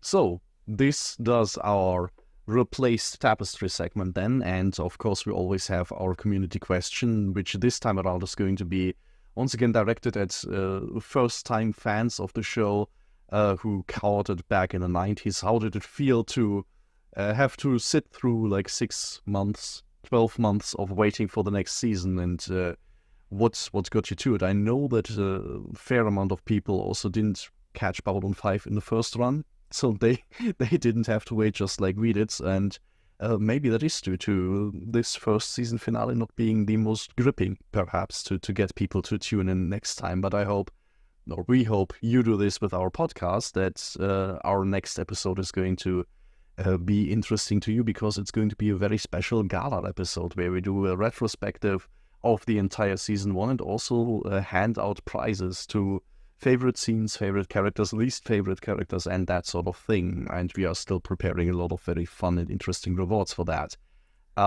Until then, you can find us as usual on all the social media platforms at Third Age Podcast.